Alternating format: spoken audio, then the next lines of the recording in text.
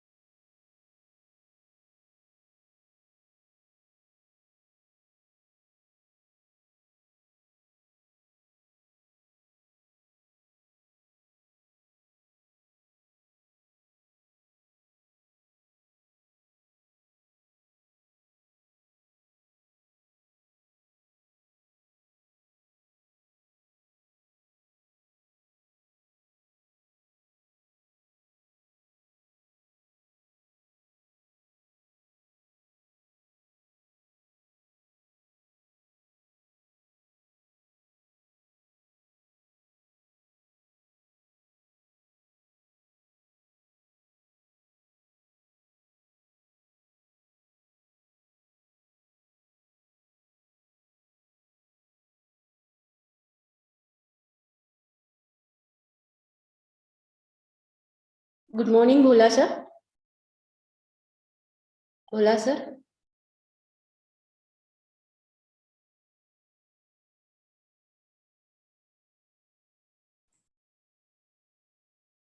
Bhola sir, are you there? Yes, I'm there. Good morning. Am I audible? Yes, sir. You are clearly audible. I'm going to share your PPT and rest of the participants will join. Let us start now. Shall we? Sure. I think the rights are all the rights are with you, right? Yeah. Okay. And now I got the message that you have to start my PPT. Okay. Video. Yeah. Okay. I will share your PPT, sir. Sure. Thank you. Okay, sir. I request Professor Vidya Gurau to start the session. Yes, ma'am. Thank you so much. Am I audible? Yes, ma'am. Okay. Very good morning to one and all. Honorable Director, Dr. Mrs. L.S. Admute Madam, Honorable Deputy Director, Dr. U.J. Patil, sir, Honorable Speaker of the morning session, Dr. Sarang Bhola, sir, Associate Professor, Karmavir Bhaurao Patil, Institute of Management Studies and Research, Satara, Honorable Deans, Honorable HODs, respected HOD of Department of Management Studies, Professor P.S. Zadav, sir, respected convener and respected faculty coordinators, respected faculty, and respected participants. I welcome you all for the second day of online FDP on research and MOOCs development organized by Department of Management Studies of D.K.T.E Society's Textile and Engineering Institute, ICHALKARANJI. To start with the morning session, may I request Dr. Mrs. P.S. Patil, Madam, to introduce our honorable speaker of morning session. Over to you, ma'am. Yes, thank you, madam. A very good morning. I, Dr. Mrs. Priyanka Patil, welcome you all for our second day's faculty development program on research and MOOCs development. Today, we are having with us Dr. Sarang Bhola, sir, an associate professor from Karmavir Bhaurao Patil, Institute of Management Studies and Research, Satara. Dr. Sarang Bhola, sir, is proactive academic entrepreneur. He has embarked many academic and research reforms successfully at institute and university level. Sir holds MBA and PhD from Shivaji University, Kolhapur, spanning around 18 years into teaching, 22 years in research, and 8 years of experience in industry. Sir is a research supervisor to doctoral scholars, 18 scholars awarded PhD and 12 awarded MPhil under his supervision. Sir works boundless to help budding researchers and believe in working with them instead merely guiding. He is passionate to orient research to beginners by delivering sessions on research, writing blogs, sharing presentations, and guiding individual research beginners. Sir has marked his presence in few regional and national conferences and published research papers in Scopus Index journals. He has to his credit patents and few copyrights too. Sir is also a chairman, Board of Studies in Management and member of Academic Council of Shivaji University, Kolhapur. He is instrumental to bring the phase lift changes to the syllabus of management programs at university. So today we are having such an eminent personality with us to guide on research, data analysis, and hypothesis testing. I welcome you, sir. Over to you. Thank you. Please, sir. Thank you. Thank you very much. Shall I start now? Yes, sir, please. Okay, great. So nice of you. D.K.T.E Society is ICHALKARANJI, a great name in academia in Asia. The Department of Management Studies organizes this 2 days faculty development program on research and MOOCs. And today I've been told to talk on research data analysis and hypothesis testing. So at this outset, I extend my heartiest thanks to Professor Dr. Mrs. L.S. Admute Madam, who is the Director of D.K.T.E Engineering and MBA. My senior colleague, Professor P.S. Jadhav sir, who is heading the Department of Management at D.K.T.E. My another colleague, Dr. Mrs. Manisha Pawar, who is a convener of this 2 days online FDP. And the program has been well started by Vidya Guru Madam. And thank you for a nice introduction by P.S. Patil Madam. In her introduction, she said that I am something expert, something like that. But it's okay to the limit of paper. But frankly speaking, I'm not an expert as such. I'm a student of research. I'm a student of marketing. Okay, so with this, now next 2 hours probably, 120 minutes, we will have a discussion on data analysis and hypothesis testing as such. Can I have a slide, please? Now, in this discussion, I purposely saying it as a discussion. It's not going to be a one-way kind of talk. Wherever you feel like asking the questions to stop me, and rather you can also contribute, because I don't know who are actually the participants are, but I'm told that the faculty members and research students are going to join this session. So it might possible that my colleagues, senior fellow researchers would be there on the screen probably, and even they can contribute. So we can have a very handy kind of discussion to take ahead the entire legacy of quality research of our Shivaji University ahead. Next slide. So as far as my deliberations are concerned, next slide. My deliberations are concerned, I'll be focusing on 3 important aspects. One is I'll talk a little bit on the research philosophy, because research philosophy and the pilot testing, these 2 areas in social sciences are most neglected areas I personally experienced over a period of time. And I personally feel that these 2 areas must be given much attention, and many sessions, many discussions, and even to some extent debates must be organized. Because in last 15-20 years, with the entire responsibility, let me share with you, whatever the research outcome we have, we need to ask a question to the entire research fraternity in tier 2 researchers, whether these research outcomes are really applicable to the industry, or maybe to academia, or to maybe the society, whether really it helps to solve the problems of industry and society at large. So the obvious answer could be no. So I would take a drive of all the participants through research philosophy a bit. And then I'll get into slowly the hypothesis formulation, because understanding of hypothesis formulation is important. And then only you can get into data analysis. At the end of this presentation, I'll also make you aware about the new vistas in research, because nowadays, you know that in India, we are talking much about national education policy, and national education policy has much to talk on the research. National education policy is must expecting the research, because it also envelop the provision of independent research universities, research institution as such, and the separate bodies are going to be embarked.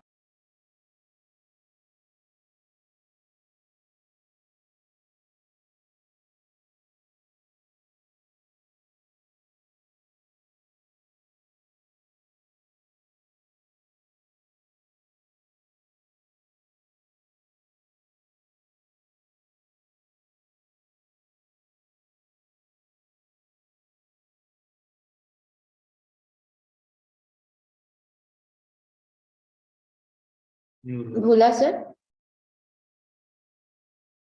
I would, ma'am, we'll have to ask him. Bhula sir, are you there?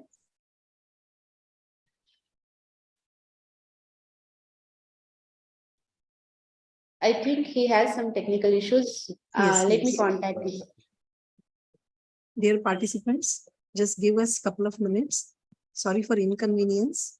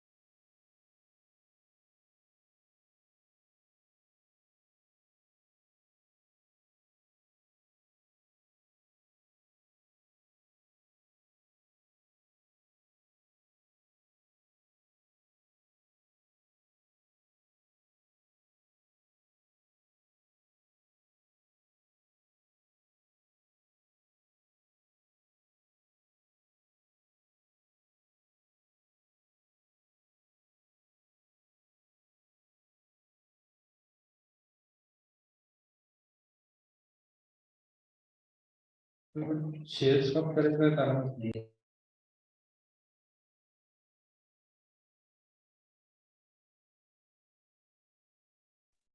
Bhula sir.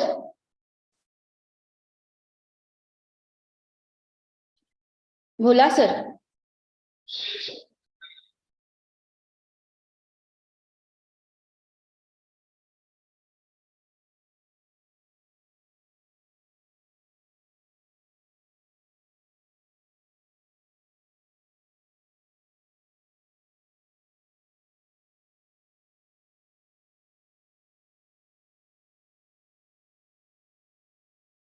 I think he is disconnected.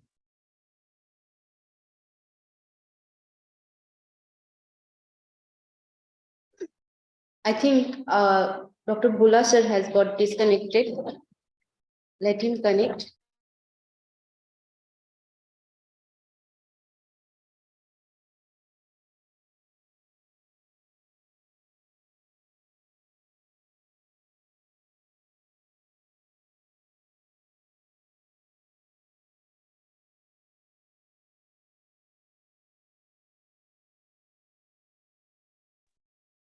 Dear participants, sorry for inconvenience. There is some technical issue with Bhula sir's side, and he's getting connected. We'll get connected shortly. Please have a patience. Stay connected. Yeah. Am I now audible? Yes, sir. Yes, sir. Great. I don't know what happened. It was going well, actually. Anyway, fine.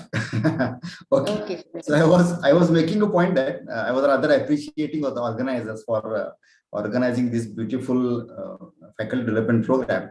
And I was expecting in the future too, you should organize such kind of programs, but having a focus on the particular aspects. Like you can have sessions on the NEP and research. You can have a session on the research philosophy. You can have a session on the qualitative research, or session can be organized on the triangulation method. Now, these are the areas, or even on pilot testing, because these are the areas wherein we as a researcher need to give more attention and more focus. Anyway, but thank you for organizing such kind of beautiful gathering of researchers. Okay, so your takeaways would be, you will understand what is Sounders research onion. This is important part of the research philosophy. Again, I'll just take a drive on the research philosophy. Then I'll peep it into hypothesis formulation, because before directly getting into hypothesis testing, you should know what exactly the hypothesis formulation is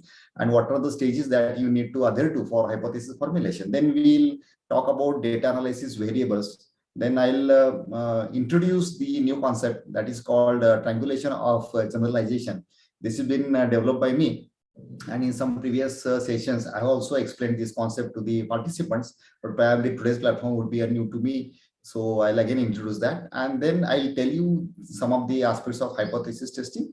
And lastly, but not the least, very importantly, I'll talk on the research in new vistas. Am I audible? I'll check in between. Yes, sir. Yes, Great. sir. Great. Why I want If there to be any issue, we'll inform, sir. Sure. Yeah. You can stop me anytime you want, and you can have questions to me. Even some of the seniors friends would be there on the screen. They can also contribute. Okay, not an issue. It's going to be discussion. Fine. So in the national education policy, there are a lot of expectations they did from the researchers as such, as far as the quality research and outcome of research. Even the national education policy has come up with the national research framework, an independent organization or an institute who will really look after the entire research gamut into the universities and autonomous institutions, and they are going to have huge funds to pour in the days to future. So the quality researcher, they are having a nice opportunity in the days to come for doing research, because they are going to get the funds from it. Okay, next. See, we are giving next slide. We are giving much importance to the research because it is expected from the researchers in social sciences to give some kind of output to the industry or to the society to curb the problems. That is very important. Please understand, we are from the fraternity of commerce and management.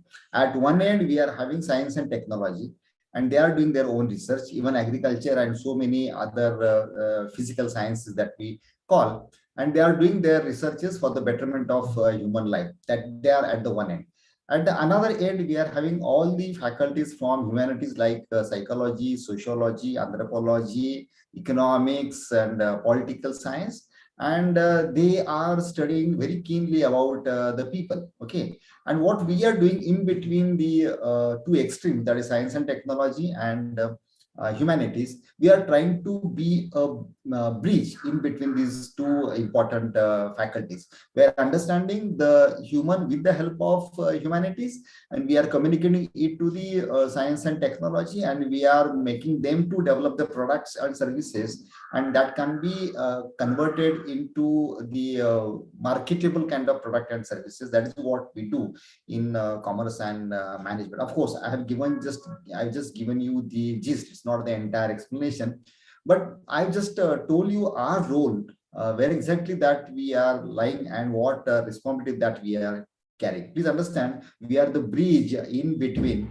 the two ends, that is science and technology, as well as the humanities. But I would like to pose some of the questions before you, and these questions are very much on the screen. Especially in the light of NEP and changing educational reforms. Now we have to take up these questions very seriously. Do we as a researcher in academia has impactful outcomes? the obvious answer would be no, because it is not visible, it is not seen. Do we really contribute to society and industry through our research?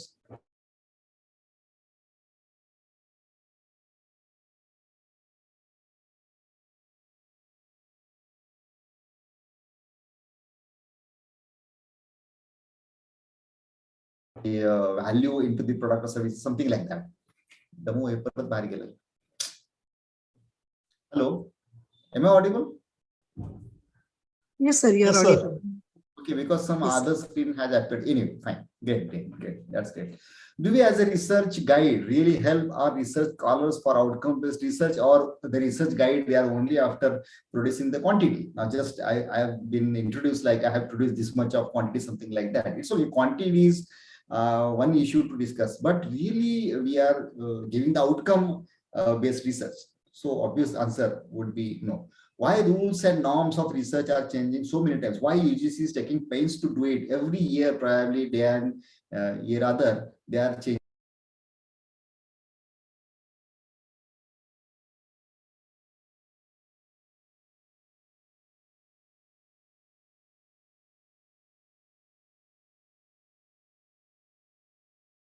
Hello, sir.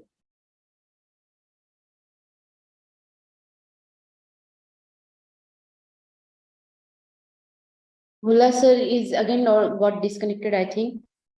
Guru ma'am, Actually, yes. I'll again contact him. Yeah, please.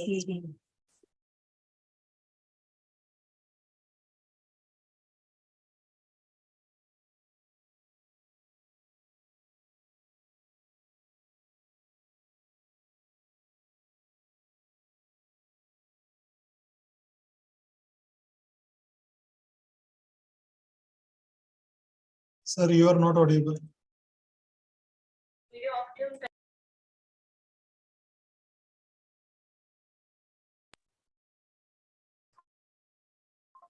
Dear participants. Yes, sir. Yes. Okay, I've just put off my video.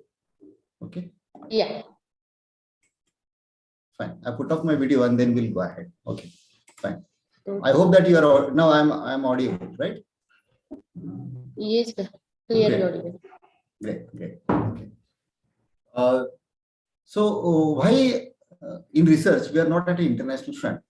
At par, at least tier 1 in India. Okay, now we are having IIMs, we are having IITs, they are doing research, but our tier 2 institutions, okay, we are not reaching at par the tier 1, that is IIM, or at least General Bajaj, or at least what Kumba they are producing in Pune, or Symbiosis International what they are producing in Pune. We are not even at par of them, and we have to take these questions very seriously on this front. Are we in a position to take up challenges in research into prevailing and forthcoming reforms? Because again, we need to talk about the national education policy, and a lot of challenges are there ahead of us. And I personally feel that again we have to revisit the basics of research.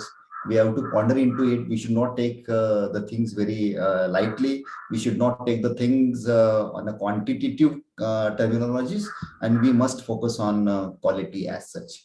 And at the end, we need to ask the question, what is research basically? Okay, maybe you say it's very foolish at this stage.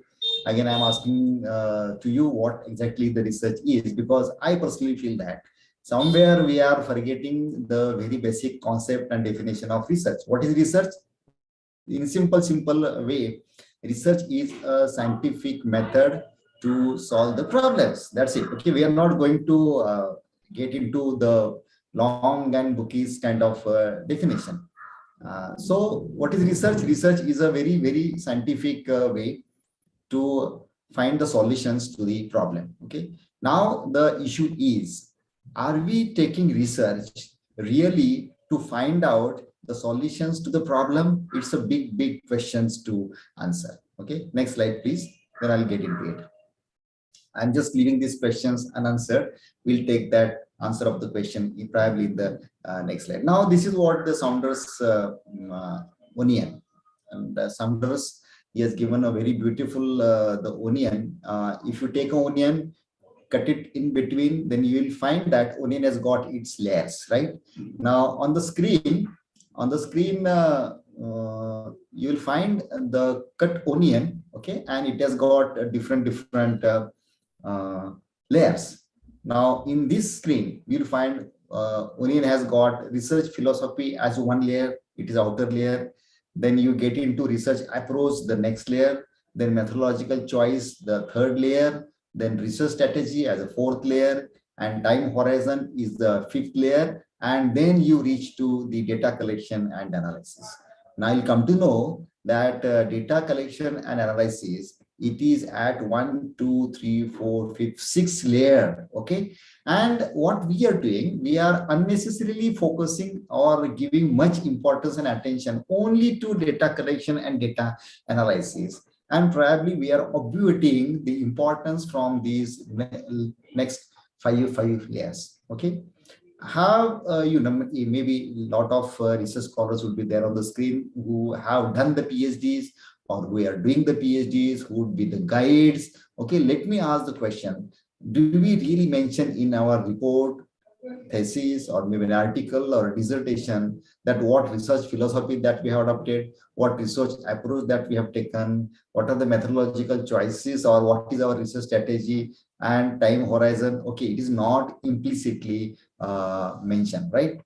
Explicitly mentioned. Now we need to imply it, okay, and then we'll understand what research philosophy might be the researcher has been undertaken. It's not like that, okay? So what I would suggest you, that every researcher must understand what is research philosophy is, and then what research approach that we are taking, whether it is inductive or deductive or abductive. Then what methodological choices that you have adopted, whether it is qualitative, quantitative, and mixed method. What research strategy that we have, whether it is experimental, survey, case study, ethnography, it is narrative research, or we are focusing on grounded theory, action research, or archival research, and so many other research strategies are also there. What is our time horizon, whether it is longitudinal study or whether we have taken a cross-sectional kind of study.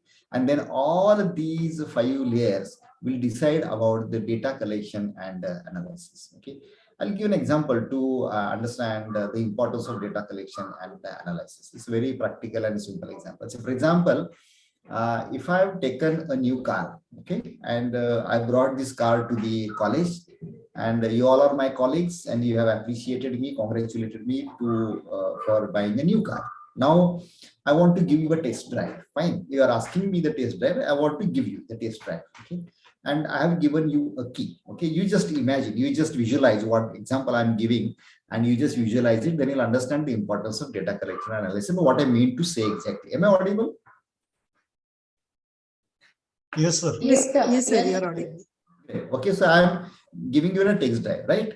It's a new brand car. I have just handed over the key, and you are about to sit on a driving chair. Okay, driving seat. Fine.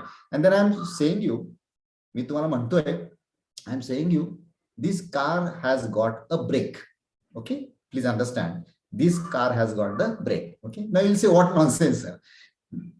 The car or maybe a two-wheeler or maybe any vehicle must have a brake, isn't it? It's a primary and basically it's a must-be kind of parameter. Okay, so it's nothing new that I'm sharing with you. The car has got a brake. Okay, so it's a must-be parameter. Every car must have a brake, a steering, okay, a gear rod, something like that. So these are the basic, or maybe 4 wheels. It must have 4 wheels, right? On which the car is going to run. So it's a must-be kind of parameter, must-be kind of character. Now we'll take the same example, only we'll change one variable. Okay, you are sitting on a car, sitting on a driving seat, and I'm telling you, sir, this car doesn't have a brake. Okay, now what would be your reaction? You said nonsense. Okay, you bought a car of maybe 13 or 14, 15 lakhs rupees. It doesn't have a brake. Okay, what nonsense? So what exactly you have seen in the car? Okay, so the non-availability of brake will give you at most dissatisfaction, right? The non-availability of brake in a car will give you the at most dissatisfaction, but the availability of the brake in the car will not increase into any amount of satisfaction. Okay, so it is called the must be kind of parameter, must be kind of variable, right? So in every research probably report, okay, especially I'm talking about the quantitative kind of research. the data is needed. Okay, nothing new about that. So data is a must be kind of variable. Data is must be kind of parameter. So we should not pamper much about the data collection and data analysis. See, the data collection and data analysis is the derivation of what research philosophy that you have adopted, what research approach that you have adopted, what methodological choice that you have taken to, and what is your research strategy, and what time horizon that you are going to collect the data. Okay, so it's a basically deduction from these 5 outer layers of this Saunders research onion. So friends, it's my expectation that in the future, whenever you are taking up the research, you should know what research philosophy that you have and rest of the categories. Now I'll tell you, most of the researches, especially at the PhD level, last 15 years experience that I'm sharing with you, that moreover we adopt the positivism philosophy. Okay, probably you don't know, but if you are doing a PhD, then you have adopted the positivism philosophy, and your research approach is the deductive approach, because you have done the lot of review of literature, and from the review of literature it is expected that you should find out the gap, and the gap will be questioned again. The questions will be given answers, and those answers are termed as an hypothesis, and these hypotheses are the skeptical assumptions. They are not really the trivial kind of statements. So to be or not to be kind of situation would be there with these trivial kind of these hypotheses called skeptical assumptions. And then to find out the answers for these skeptical assumptions, to find out the answers for these questions, you are going to collect the data. Okay, so moreover we are following this positivism as a philosophy. We have an approach called a deductive approach. Our moreover researches, 99% of the researches, they take the quantitative methodological choices. We mostly rely on survey method. Okay, hardly we find that 1 or 2 students probably 1 or 2% of the students probably they also include the case study. Otherwise 99% of the researches, they are based on survey method, and we quite often go for cross-sectional kind of analysis. Okay, so please remember, we drive through positivism, deductive, quantitative, survey, cross-sectional, and then we reach to data collection and analysis. Okay, now what about the rest of the philosophies? Has any research scholar student has thought of going for interpretivism or pragmatism, or gone for inductive kind of research approach? Or have you ever thought of qualitative research approach, or maybe mixed research approach? Because as I've told you, at one end we are having science and technology, another end we are having the humanities, and we are bridge in between. So for social sciences, especially commerce and management researches, it is always advisable that we should go for the abductive and mixed method methodological choices. And our research must be not only based on the data collection and analysis, but it should also be supported by the qualitative research analysis, and moreover it should be supported by the triangulation method. That also I'll explain maybe in the next slides. And our time horizon is cross-sectional. Very few researches, of course, that is what the fraternity demands, especially the researchers in accountancy and finance. They go for longitudinal data, because their data is spread over the time. Okay, so necessarily they need to go for longitudinal kind of data, and then we reach to the data collection and analysis. Okay, इतकं सांगायचं मला मित्रांनो. मुद्दाम मराठीत बोलतो, English मध्ये तर बोलून झाले आता. मराठी इतकंच यासाठी बोलतो की डेटा कलेक्शन अँड अनालिसिसला आपण जे अननेसेसरी इम्पॉर्टन्स देतो तितकं इम्पॉर्टन्स द्यायची आवश्यकता नाही. आपल्याला इम्पॉर्टन्स द्यावा लागेल तो म्हणजे रिसर्च फिलॉसॉफी नेमकी आपण काय अडॉप्ट करतोय, रिसर्च अप्रोच आपला कसा असला पाहिजे जो की प्रॉब्लेम सॉल्व्ह करेल.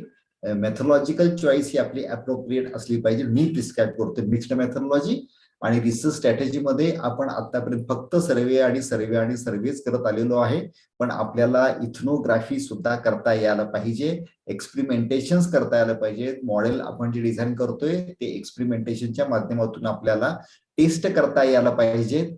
शक्य झालं तर आपल्याला त्यातून काही केस स्टडीज सुद्धा देता यायला पाहिजे. इथनोग्राफी म्हणजे काय?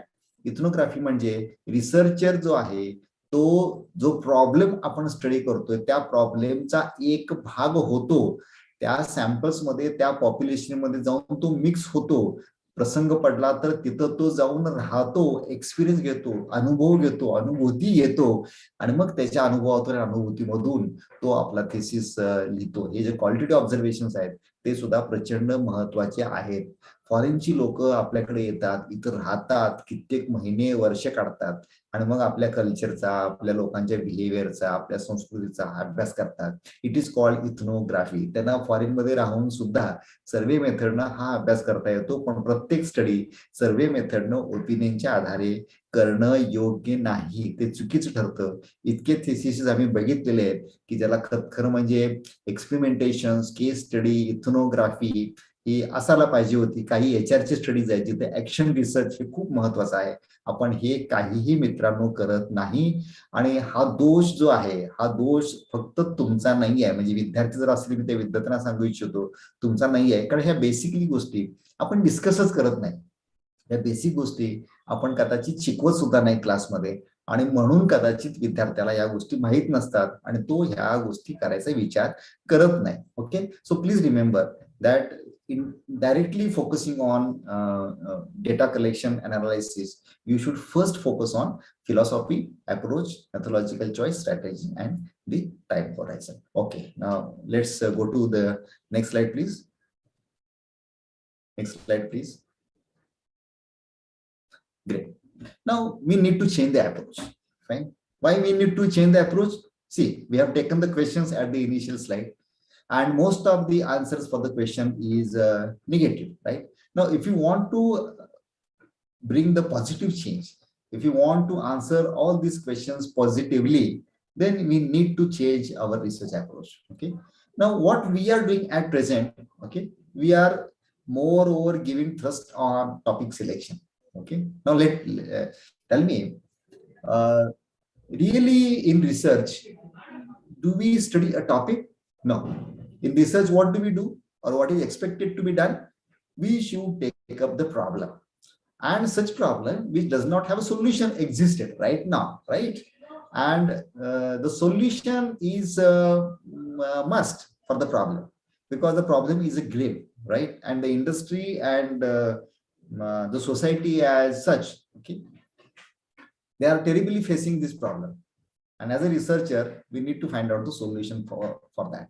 So topic selection is never a first bet for the research. Okay, we should go for the problematization actually. Okay, so I've given you two boxes at the left hand. The box titled as what are we doing at present, and the right box talks about what actually we need to do. Fine. So we are emphasizing on topic selection, which is very wrong approach. We should go for the problematization. What exactly the problem is? Researcher has to study the problem.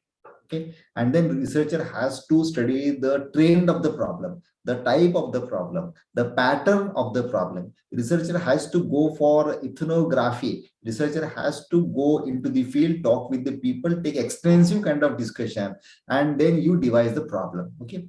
Now what we are doing, we are at present we are more focusing on gap analysis. Okay, we take the review of literature and we try to find out the gap, and then we focus on bridging the gap. Okay, or else we do, what do? We take a best paper from the international scenario and we try to copy it, right? We try to copy it, we try to convert it into Indian kind of scenario, or we go for stereotyping and proliferation of all the international researches. Okay, now many of the articles in the recent past that we have came across, those articles are copied from the international researchers. I am having evidences of those articles. Okay, and just now I have explained that we are having unnecessarily more emphasis on data analysis. Okay, people have some misconceptions, misunderstanding. If we have a very huge data analysis, And if you apply the more and more statistical tools, if you converted this data into beautiful graphs,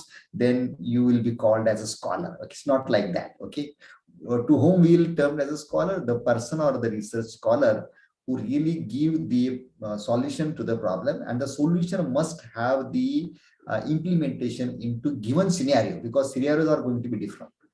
Right now, we are living in Indian scenario. Our circumstances are different. Our economic situations are different. Social patterns are different.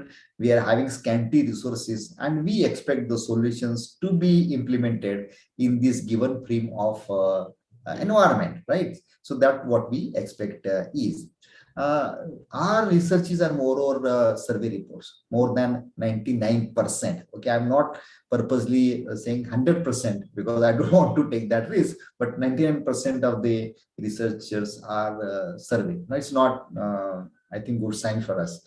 And we adopt the positivism approach. Now, what we need to change actually, we have to go for problematization, we have to go for model building, we have to go for more thrust on pilot testing. As I have initially said, that research philosophy and pilot testing, these are the two areas which are really not focused, okay, which are obviated areas, which are given less importance. Actually, these are the areas wherein the social science research should give more importance, right? And pilot testing, repilot testing till the time you purify your research design, you should go for pilot testing only, and then you have to go to the final research. Then generalization of research only it is possible when you go for rigorous kind of pilot testing. Okay, you have to adopt the triangulation kind of approach, wherein the quantitative data is cross-verified with the qualitative data. Also, these quantitative and qualitative data what you have, and from using this quantitative and qualitative data, whatever inferences you get, those inferences you again verify with the stalwarts in the industry, with the stalwarts in the society. So, for example, if I'm working on I'm just giving very simple example for understanding purpose. If I'm working on the welfare facilities and unionism in the organization, something like that, and if I've collected the quantitative data as well as I've supported my findings with the qualitative data, so that is not enough. I have to take up the interpretations from this quantitative and qualitative data to the union leaders. Okay, maybe the socialistic people would be there, communistic people would be there who are following the socialistic and communistic philosophy. Okay, they are there in India. Okay, so we have to take these findings to them, and then we have to have a discussion around these findings, and we have to check up the reliability, realism, and the validity of our findings from them, because they are the people who are stalwarts. We have spent decades together in unions, and they are fighting against the organizations for welfare facilities, so they know better than you probably. And whatever finding that you have, they are the right people to discuss around. So these kind of methodologies we need to adopt. It of course consumes a lot of time and rest of the resources, but if you follow this philosophy or this methodology, then definitely you are going to have the outcome based kind of research. Okay, so friends, please understand, whatever we are doing at present, okay, now it is not going to work in the future. We need to go for massive change. Okay, now following the present strategy, that is topic selection, gap analysis, or maybe positivism philosophy, okay, we generally end up with where we actually should have been started. Okay, we end up with nothing new in outcomes. Okay, and moreover the outcomes are but obvious. Okay, with entire responsibility I'm saying, because I have seen hundreds of presentations of PhD theses, and when they tell us the crux at the end, then I question myself. These things I know, basically these are just common sense what he is talking about. The only difference is I feel it is a common sense, but the researcher has got the data evidences. That is the only difference. Okay, otherwise there is not much difference into the common sense and what the researcher that he or she is telling. So we have to go beyond that, right? We have to go beyond but obvious findings, and that would be termed as the real outcome-based kind of research. Next slide, please. Next slide, please. Am I audible?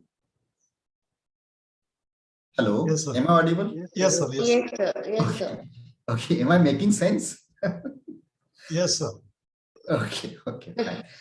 If you have any issues, I mean, regarding my deliberations, then you can cross me, not an issue. Because again, I feel that at the end of the session, I should also learn something from you. Anyway, let's change the approach. I'm just giving you a case study. Last 10 years, very honest with you, last 10 years, I'm after the entrepreneurship development.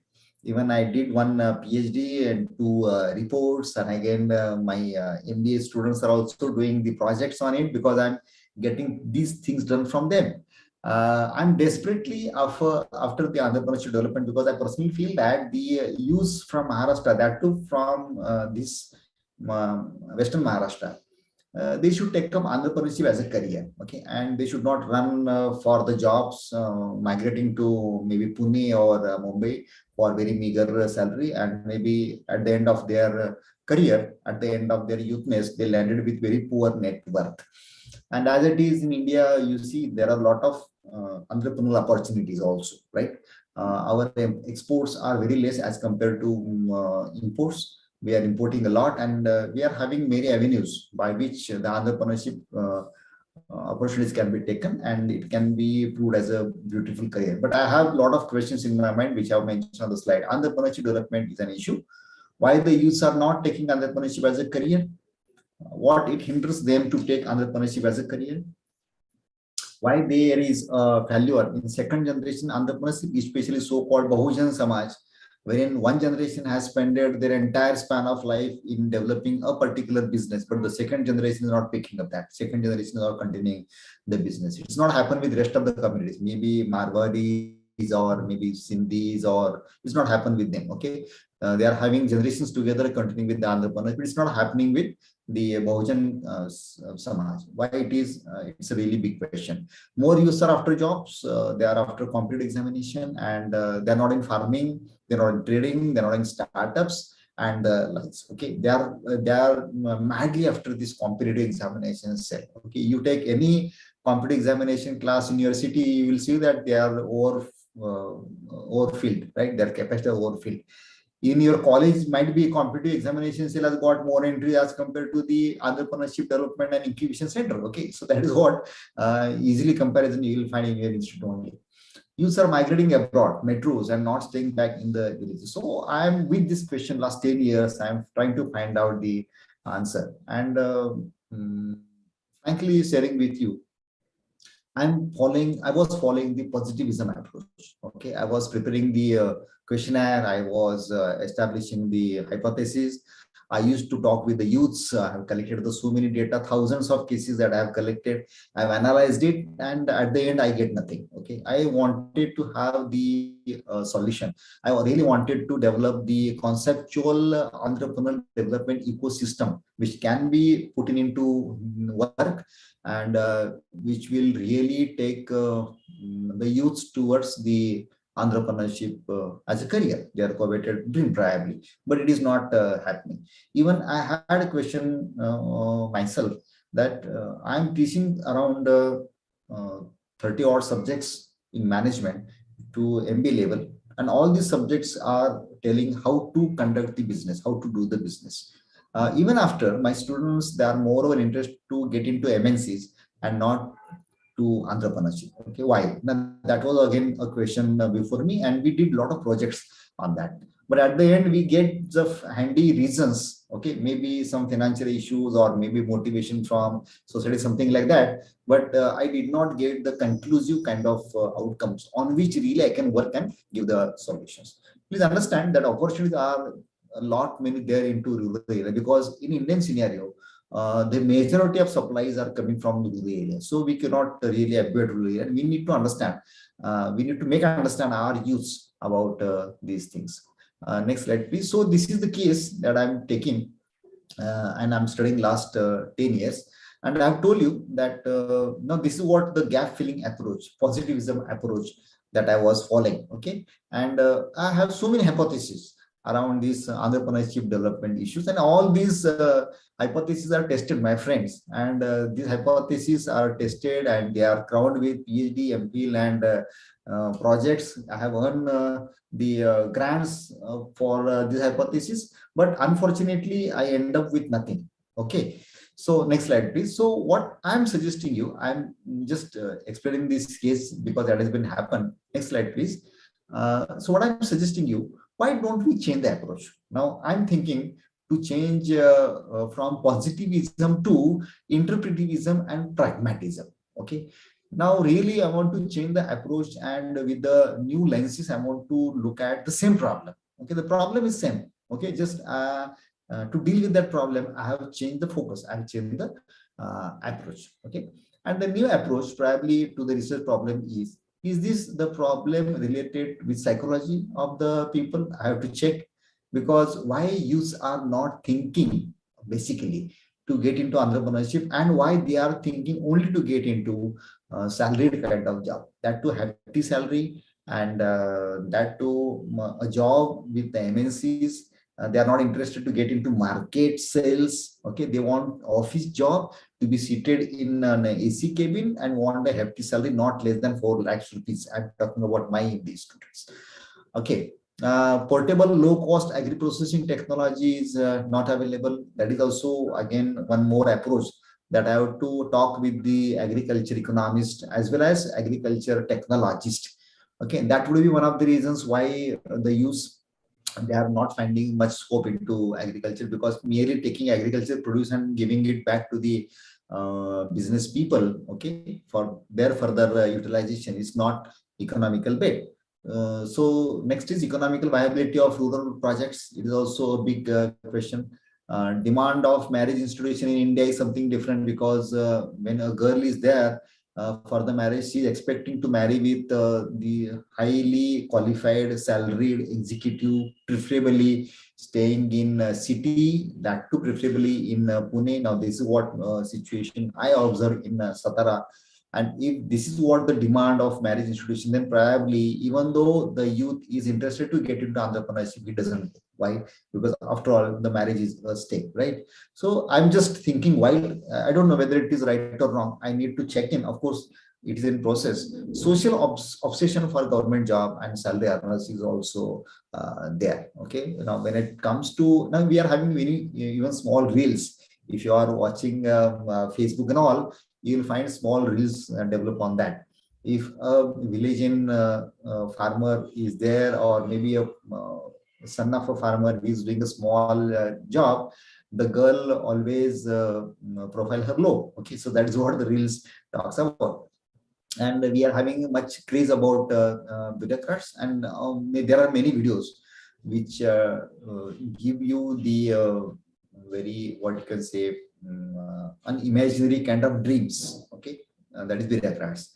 Girl prefer to marry salaried, you settle in the city, just I have talked about. So whether these are the reasons probably why the youths are not getting into entrepreneurship, or something else behind that. Okay, so we need to think about that.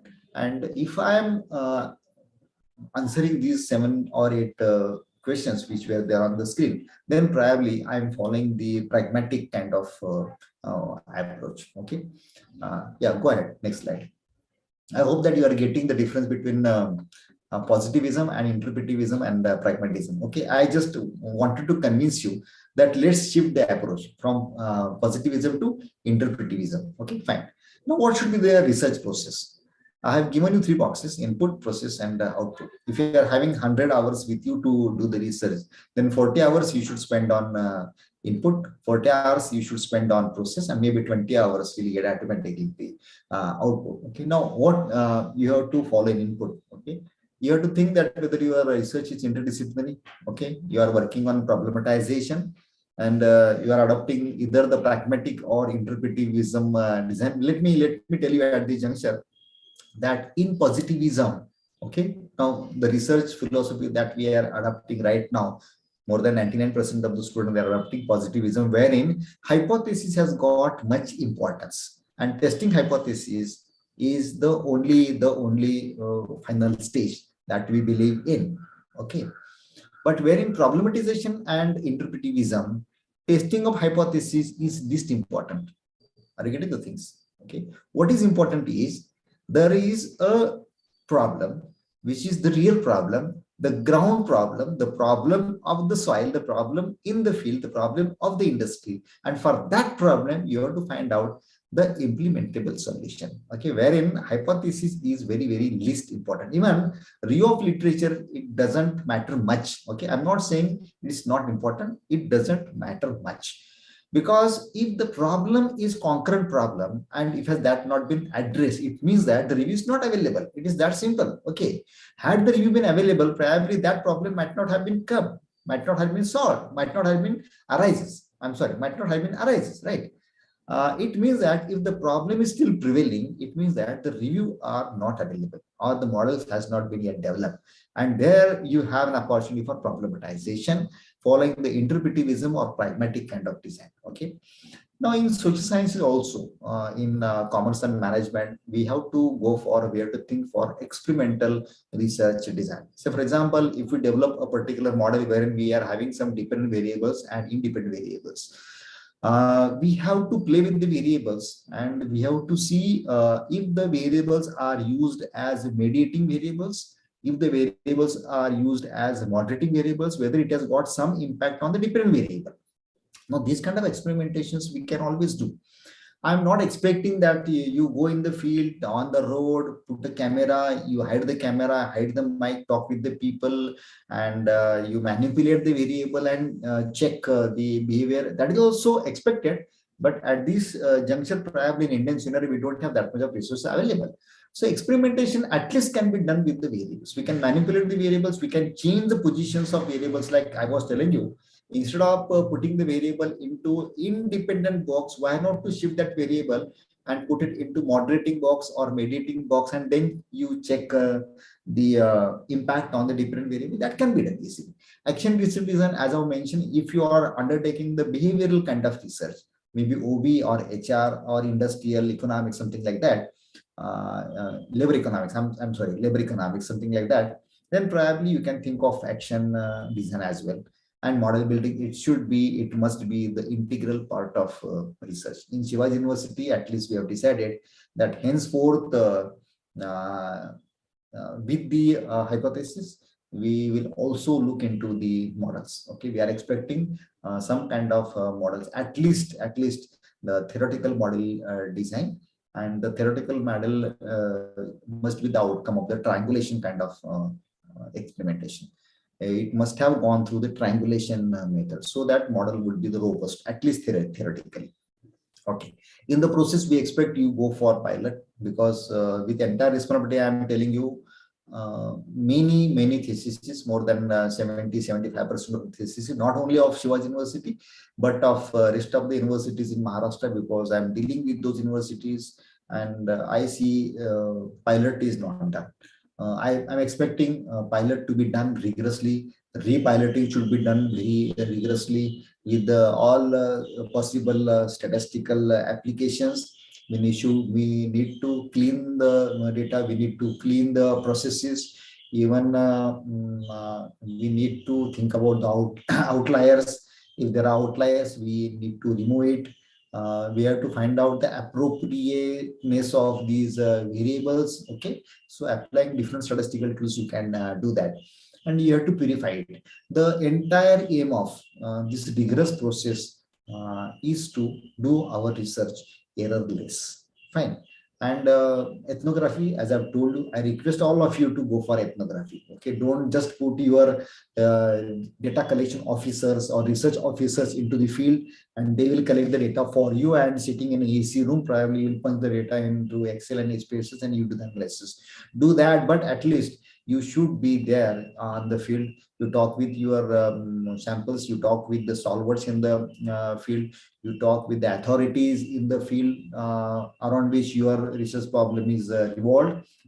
They are there into the field, and they should be included, and that is entirely called as a triangulation.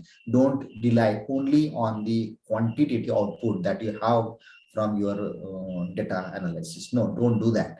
You support your quantitative data findings with the qualitative findings, and take these findings to the solvers in the field, discuss with them. Also, I would prescribe at this stage in the process, you also discuss the findings with the review of literature, because if you are taken good reviews means what? Good reviews means the reviews from the articles which are published in acclaimed journals. Okay, don't stand below Scopus. Scopus is the minimum. You go for Scopus, go for ABDC, you go for 50/50, that is Finance 50 journals. You go for Emerald, Sage, then Harvard, Oxford. So these databases are quite available nowadays, and you take the research papers from them, and whatever finding that you have from your research, you compare your findings with earlier researchers' findings, and then you mention in the findings in a synthesis way that what you find it out, the earlier researchers find it out the same, or what you find it out which is a contradictory to the earlier researcher, or what you find it out, it is a step ahead of your earlier research. So that kind of discussion is expected into the finding section. So you will spend around 80% of your resources in these two processes, that is input and process stage, and then output is automatically generated. It's very simple. Okay, any girl will understand. If you are done a nice process of preparing a tea, then what tea you will pour in a cup is going to be a quality kind of tea, isn't it? So inputs and process must be given more weightage. In the output, you should go for, or you should think of generalization, because you are taking samples and you are talking about population. That is the risk that we are always taking, isn't it? We take a handful of sample and we are talking about huge population, and the population is basically the nature of population itself is heterogeneous, right? So you have to take very care about making a statement. Then you have models, then you establish the models, you prescribes to the problem. Okay, don't only suggest. Fine, suggestion is not expected, prescriptions are expected with the implementation plan, right? And if you are doing a case study, then I would advise you to give the new vision, new mission, new objectives when you are prescribing some solutions to the case, or a solution to a particular company or maybe an industry. Okay, you should give them a new vision, new mission, new objectives, and the voice to conquer it. Fine, and you are also expected to mention what are the resources are going to consume in this voyage of achieving this new mission. Then it is expected you should come out with the policy document, because the entire this session I'm talking about outcome based kind of education, and when outcomes are there, then these outcomes must be enveloped nicely and it should be handed over to the respective authorities for the further consideration. Okay, that is what our duty is. Fine. Now let me tell you, at this juncture, when I was studying entrepreneurship development, that too with the focusing on MBA students, because I was very much curious, even conscious, why the MBA students are not taking entrepreneurship. And we have got very nice outcomes, and those outcomes I have enveloped into policy document, and that policy document is submitted to Honorable Vice Chancellor of Pune University as well as Shivaji University for further implementation. And when I got an opportunity to be chairman of BOS management, then those policy outcomes I have implemented and made massive changes into the syllabus. Okay, so whatever changes you are seeing into the MBA and BBA syllabus at university level, those changes are creditable to the policy paper that we had submitted to Honorable Vice Chancellor. Next slide, please. Next slide, please.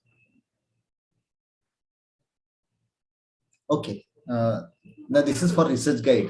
Okay, now again this is prescription, because when we are talking about the outcome based kind of research, then I should also give some kind of my contribution to the research guidance. Do not guide, work with the scholar, because research guide is at the helm of everything, right? And he is more experienced and a more studied man, and he can really contribute towards the outcome based kind of education.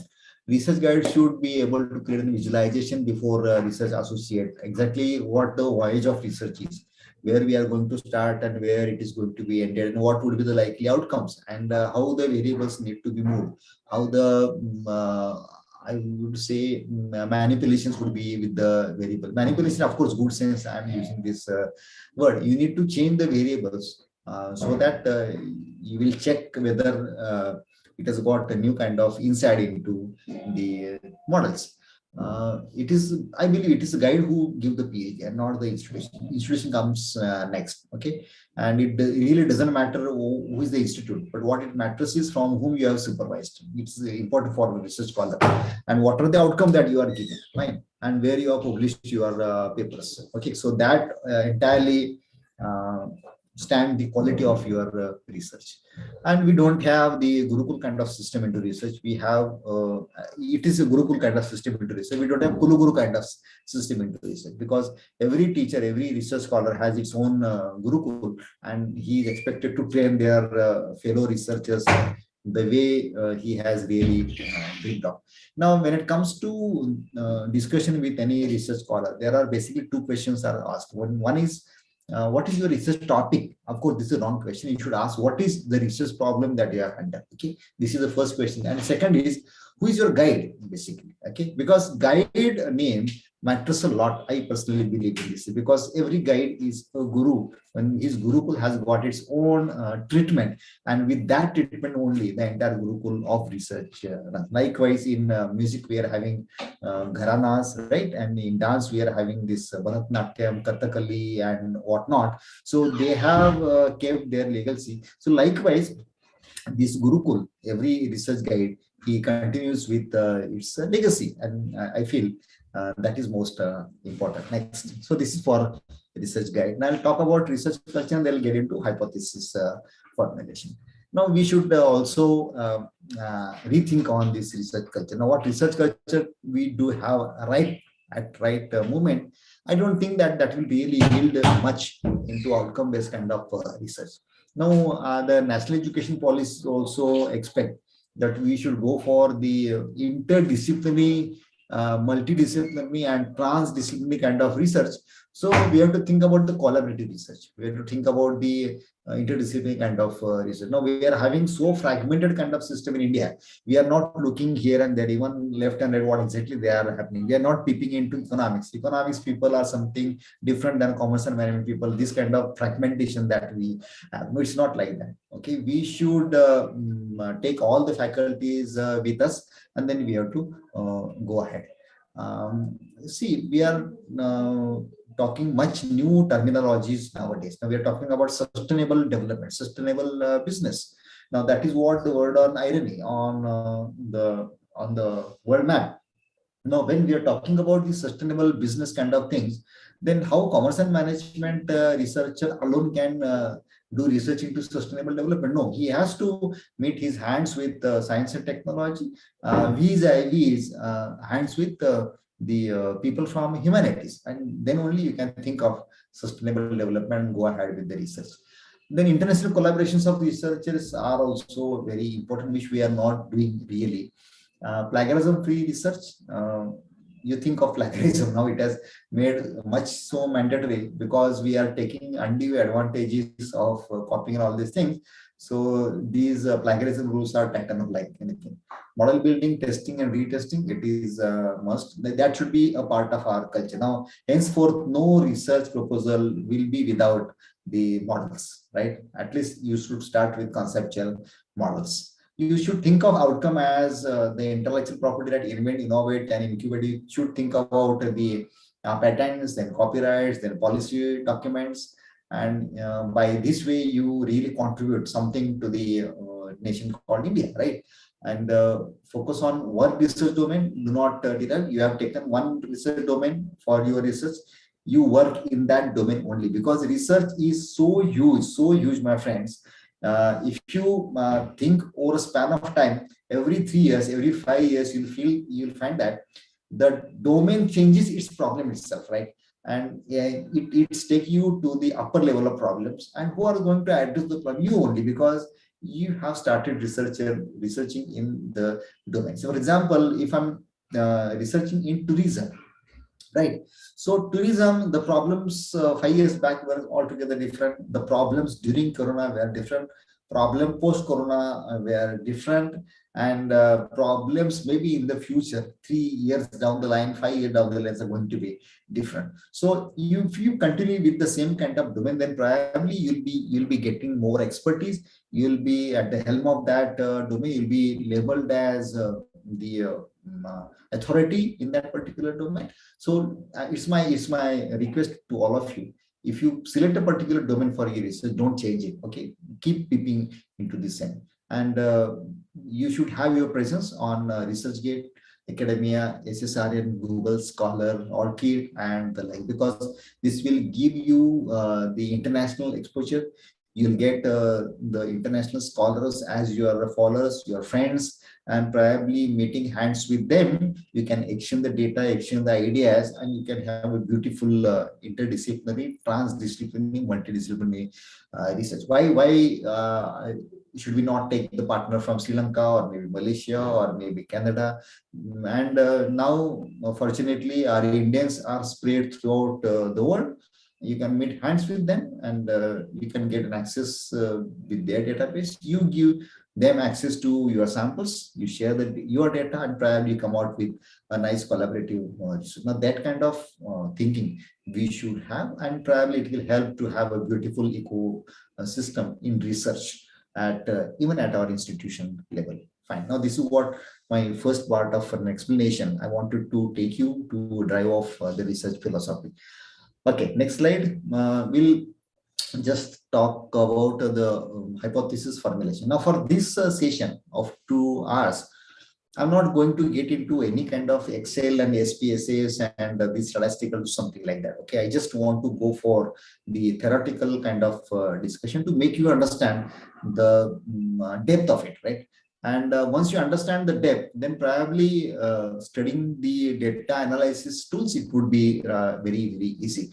And you will have so many other options available. You have Google Baba, then WhatsApp University, YouTube University available, which will probably teach you these things. But I feel that whatever discussion that I'm entering into is very important to deliberate and to discuss on. And even if you have any question, then even we can enter into debate, not an issue. Okay. So hypothesis formulation, this is what a developed diagram, and which Handy explains how the hypothesis is formulated.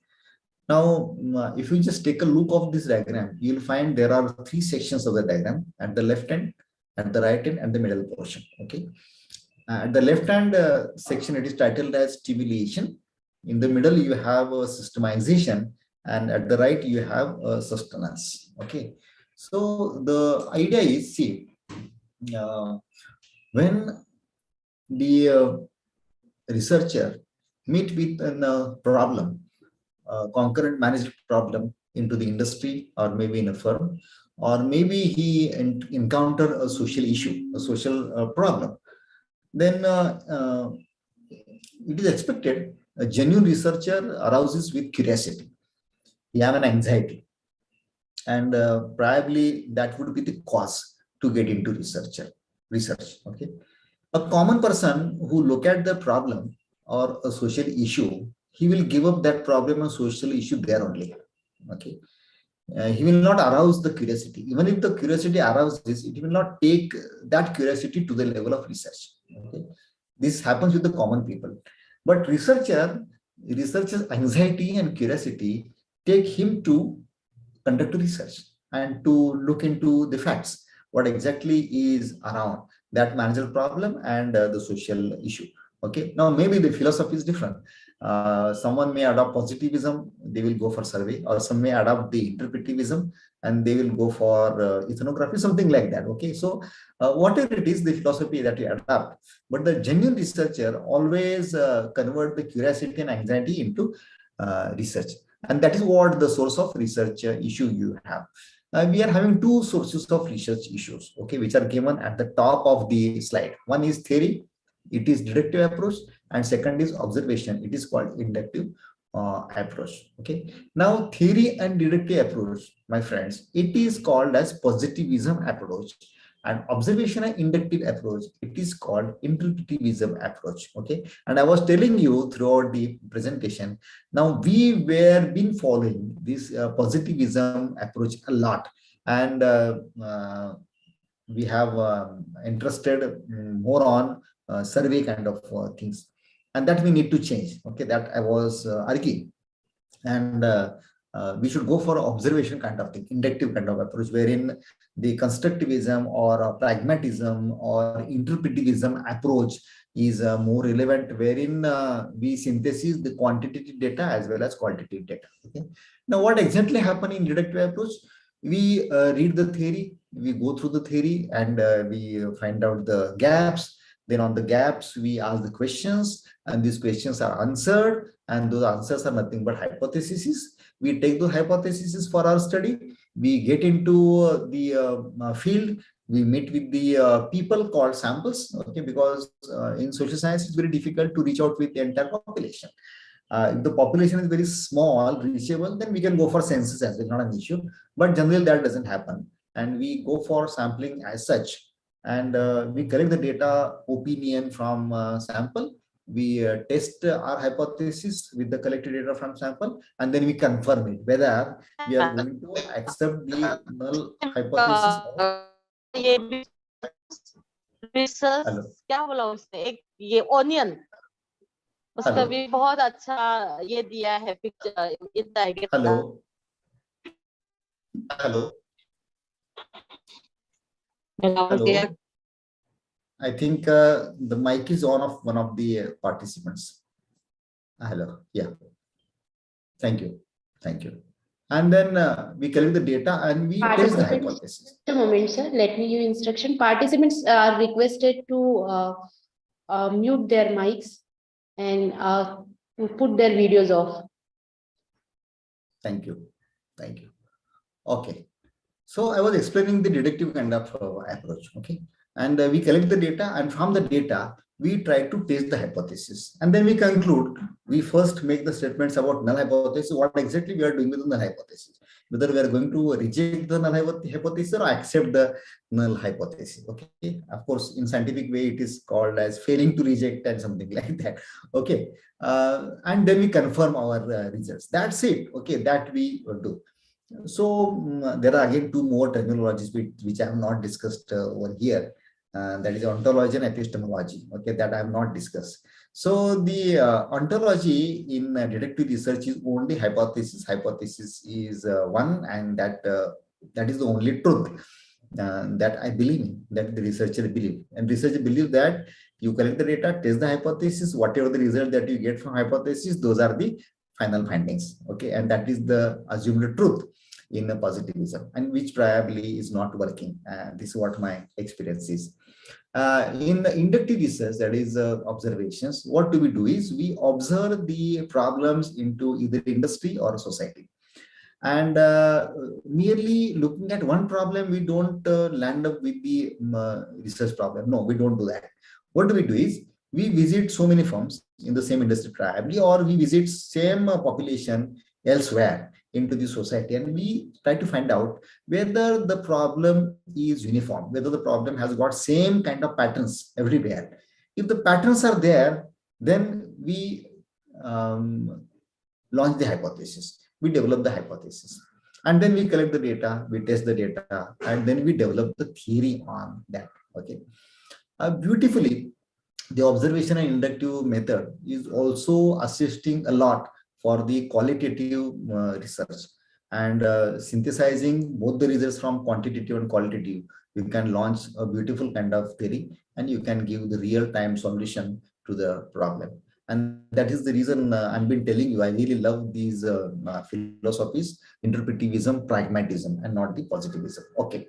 Now, the research purpose is to solve the curiosity, to address the curiosity, to address the anxiety what I have, and then I get into research issue. I explain now we are coming down to the middle box, that is systemization. Okay, the moment stimulation is there, the next step is systemization. We are stimulated to do the research, then we need to systemize it, right? So you address the research issues, and it is expected that you narrate the issues in research issue in full length, And at the end of the research issue, you come out with the list of unanswered questions, right? Let the questions be in length, not an issue. It doesn't have any limited quantity that you should have 10 questions, 20 questions, nothing like that. Or you should write the research issue in one page, or maybe only some words. It's not like that. Okay, you write the research issue in full length, narrate all the problems that you encounter, or you narrate all the theoretical aspects what you viewed. Fine. And at the end, you write the research questions. Now, the step two, you have to convert these research into statement of research problem. Please understand, research issue is a research problem which is very, very vague, which have multi-facets, and all facets you cannot take at one time for your research. Okay, so what you need to do is you have to convert this research problem into statement of research problem, and the statement of research problem can be now taken for your research. Now, statement of research problem is a deduction from the research issue. Okay, it is one by one piece that you get out of the research issue. And what you do is from all the set of research questions, you select those category of research questions which are only applicable to the statement of research problem. And that is the reason I'm saying it's a deductive kind of thing. Okay, you're deducting the statement of research problems, you are deducting the research questions from the set of research question already you have established. And in the next step, when you are having the final category of research questions, out of your own experience, out of your knowledge, or maybe taking the base of your review of literature, or maybe talking with the stalwarts in the field, talking with the authority in the field, you are trying to answer to these research questions. Those research questions which are skeptical enough, you don't know whether your answer to the research question is right or wrong, but the finding the right or wrong answer is necessary. Those only answers are termed as hypotheses, and those hypotheses you take ahead, and on the basis of hypothesis, friend, please understand, you develop a research protocol. Research protocol means on the basis of hypothesis you develop the entire research design. Now, what this entire research design includes? It includes what data you are going to require to test the hypothesis, what are going to be the data sources to test your hypothesis. Then whether you're going to have the survey approach, or ethnography, or action research, or case study, what exactly. And if it is going to be the survey, then who are going to be your population, what is going to be your sample unit.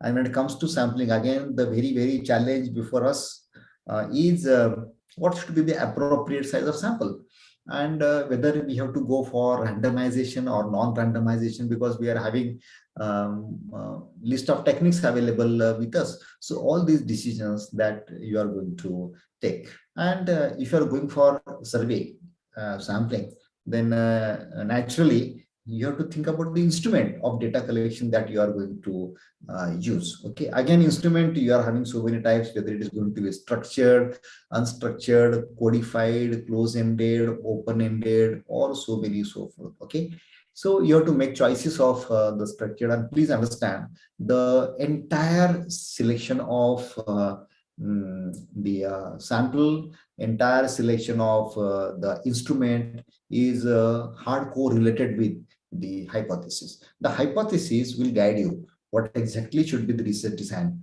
what exactly should be the samples, who are going to be your sample unit. Okay, and in what fashion you have to collect the data, what scales that you have to use. So hypothesis is the key in this hypothesis formulation to decide on the research protocol. And at the end, you think of the appropriate title to the research. Okay, this is called sustenance. That is the last box. Now, what we generally do is, first we decide the title of our research, and then we think of the problem, and then we think of the review of literature, and then we adjust the gap, and rest of the things are adjusted. We take the reverse course, which is scientifically wrong, my friends. Okay, your research must start with the stimulation. You should have a problem first. No, you should have a social issues first, and those social issues then we should take, and we should convert those social into researchable issues, researchable problems, and from them then we have to derive or deduct the hypothesis, and hypothesis will help you to frame the research design or research protocol. So this is the right and scientific way that you should follow to formulate the hypothesis and reach out with the title of your research, and not the reverse way. Now earlier, maybe I'm talking 10, 15 years back, wherein the social sciences researchers, they were at belief that hypothesis is not necessary. Okay. Of course, it was a belief. And that is the reason you'll find that I have given the research objectives in an independent layer. It's the third layer. And I have drawn a dotted line from research question, research issue, which connect to the research objectives, and then it goes and ends with this research protocol. So instead of taking into consideration hypothesis from research issue or statement of research problem, directly you can go to research objectives, and on research objectives you can also frame the research protocol. But what science says? Science says that when you are having a question and you have the tentative answer for the research question, for any research question, we have a tentative answer, yes or no, we have tentative answer, right? Now we are not that confirmed whether that tentative answer is right or wrong. That is the reason we undertake the research. We want to test whether our answer is right or wrong, and for testing it we need to have a data, and the entire story again we need to paint, and that is called research protocol. So this is what the science is. So every research in social sciences, by and large, it either starts with hypothesis or it ends with an hypothesis. Why I'm saying like this? We are having major four research designs: exploratory, descriptive, diagnosis, and experimental, right? Now, if you take the exploratory research design, then exploratory research design, it ends with the formulation of hypotheses, and those hypotheses are expected to carry on to conduct the descriptive research, diagnostic research, and experimental research. Okay, now this is how it goes. Of course, it's again a very long topic of discussion. There is hypothesis formulation and how it goes forth. Okay, next slide.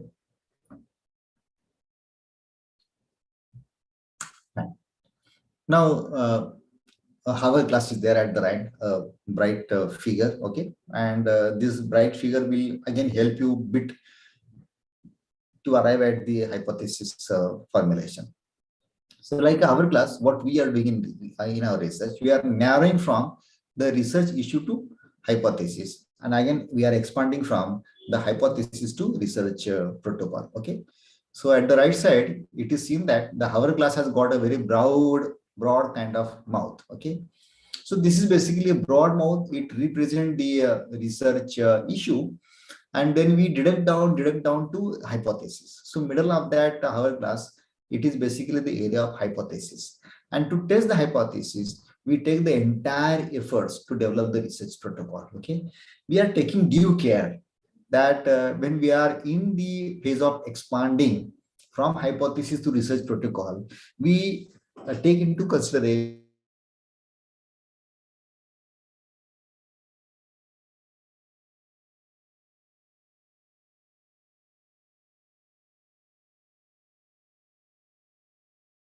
going to help us to test the hypothesis. Okay, at the initial stage. Now in the later stage, maybe in the due course of action, probably we will think of deducting or eliminating one of the categories and one of the variables. Okay, so that is in the stage of progression, we'll do that. But initial stage, while expanding from the hypothesis to research protocol, we are going to have the entire bunch of categories and variable with us. Okay. So research problem is basically an unearthing situation or happenings which needs a solution, for which possible solutions are exist, and from which we derive the statement of research problem. Okay, so statement of research problem basically provides us the context of the research. Okay, and then from that context we jump down to hypothesis, which is a skeptical assumption. Just I have explained in the previous slide, the same thing is there in a different words. And then we need to test the hypothesis. And to test the hypothesis, we have to develop the research protocol. Okay, so if you go through any research proposal, you'll find it starts with the research problem. It followed by the questions, research questions. Then we come down to the statement of research problem, which intend to answer few of the research questions which we have aroused into the research problem. And then we deduct the hypotheses. Hypotheses are nothing but the answers to the research questions. It's nothing but that. Okay, but we have to take care while selecting the statement of hypothesis that these statement of hypothesis are skeptical enough and they are not trivial or common size statement. If we are selecting hypothesis as a common statement, common sense statement, then these are not the hypotheses. Okay, I'll give a very scanty example and then we'll skip ahead. Now, being all you are teachers, I keep on giving these examples quite often because it's very easy to understand. Just a moment. Okay. So being a teacher, if you ask me, who are more intelligent, okay, whether the girl students are more intelligent or boy students are more intelligent, my obvious answer is girl students are more intelligent. Now, if I frame the hypothesis like that, girl students and boy students are equally intelligent, null hypothesis, and alternate hypothesis that girl students are more intelligent than boy students. So now this hypothesis to me doesn't make any sense. Because since last 15-20 years, I'm in this industry, I'm teaching.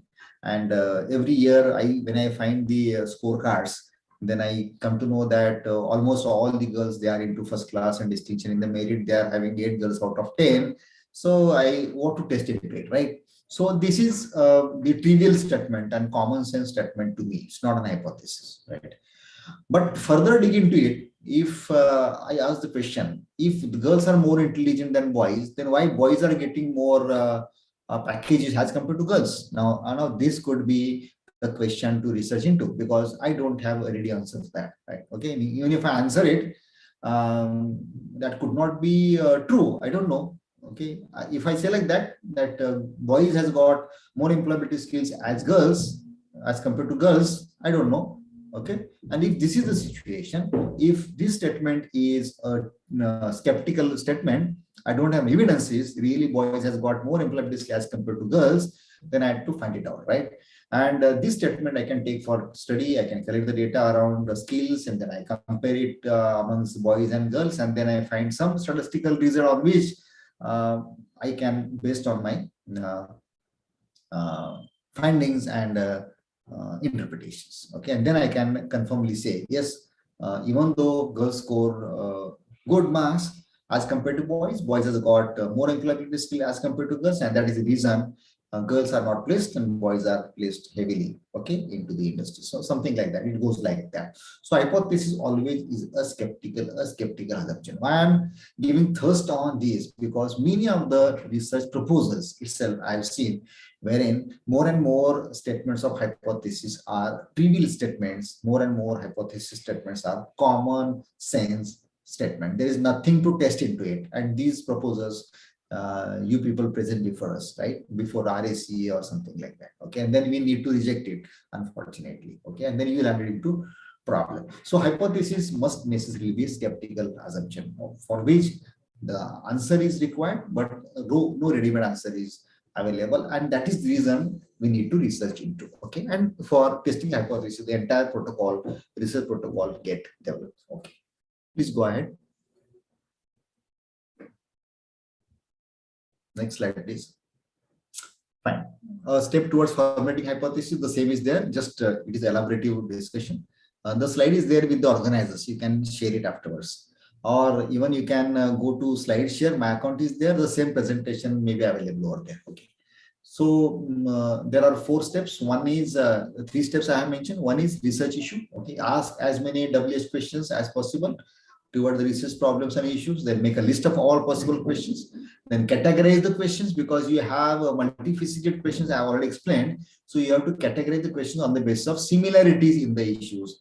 And then you have to rearrange these categories on the basis of priorities, right? So this exercise that you need to do as far as research issue is concerned. And after doing that, the next step is statement of research problem. Now, out of the prioritized categories of research questions, you have to decide. Now, it's a call of researcher. You have to decide which categories of questions that you want to take for the research. Okay, maybe category number 1 you will take, category number 2 you will take. So all depend on the resources what are available with you. It's might possible that you are having 5 categories of questions before you, and category number 1 is of utmost important, but answering these questions into category 1, it is going to take much time and much resources which you don't have. You cannot afford. No, not an issue. You can go for category 2 to answer the questions, right? So this is how it goes, and this is how the research problem, the research issue is converted into statement of research problem. You take any basic book of research methodology and you'll find a very famous quote that statement of research problem is a restatement of a management problem. Okay, so this is a famous quote that you'll find in any basic research book. Again, I'm repeating, a statement of research problem is a restatement of a management problem. Why it is so? Because management problem, it is very vague, it is very huge, it has got multi-facets. You cannot take the management problem for research study as such. You need to convert it. You need to make it researchable, and then only you can take it. Fine. And when you convert it, you have a handy set of questions before you to answer. You answer those questions with applying your common sense, your knowledge, and maybe review of literature. And those answers are skeptical answers, are termed as hypothesis. It is that simple. Fine. Okay. And the rest of the effort you will do to develop the protocol to test the hypothesis. That's it. It's nothing rocket science, my friends. Formulation of hypothesis. It is very common sense and very simple process. Next slide, please. Next slide, please. Okay. Now, when you have a statement of research problem, you have an opportunity to delimit it.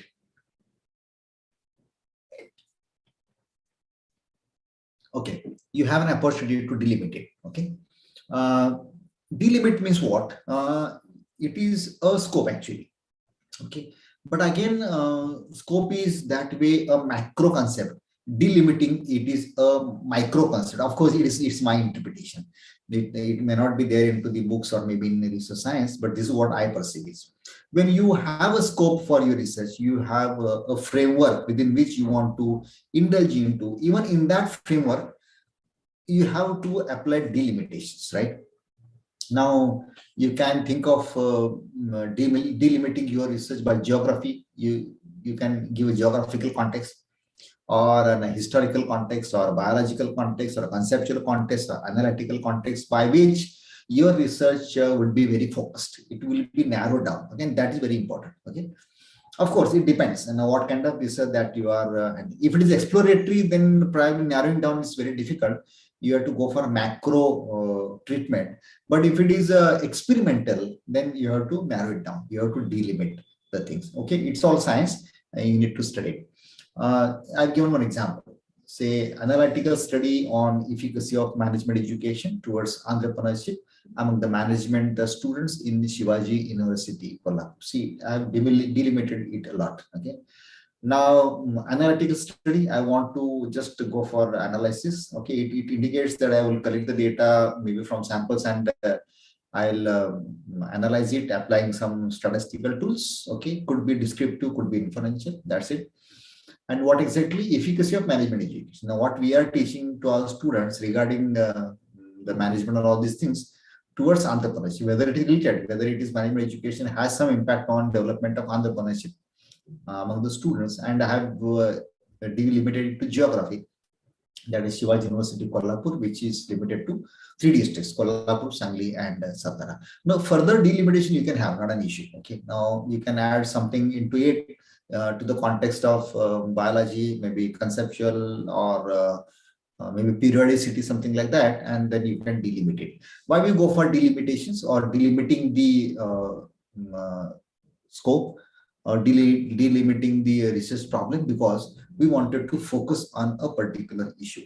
And after delimiting, it is expected that you should come out with the outcome-based kind of results. Okay, so that is expected. Next.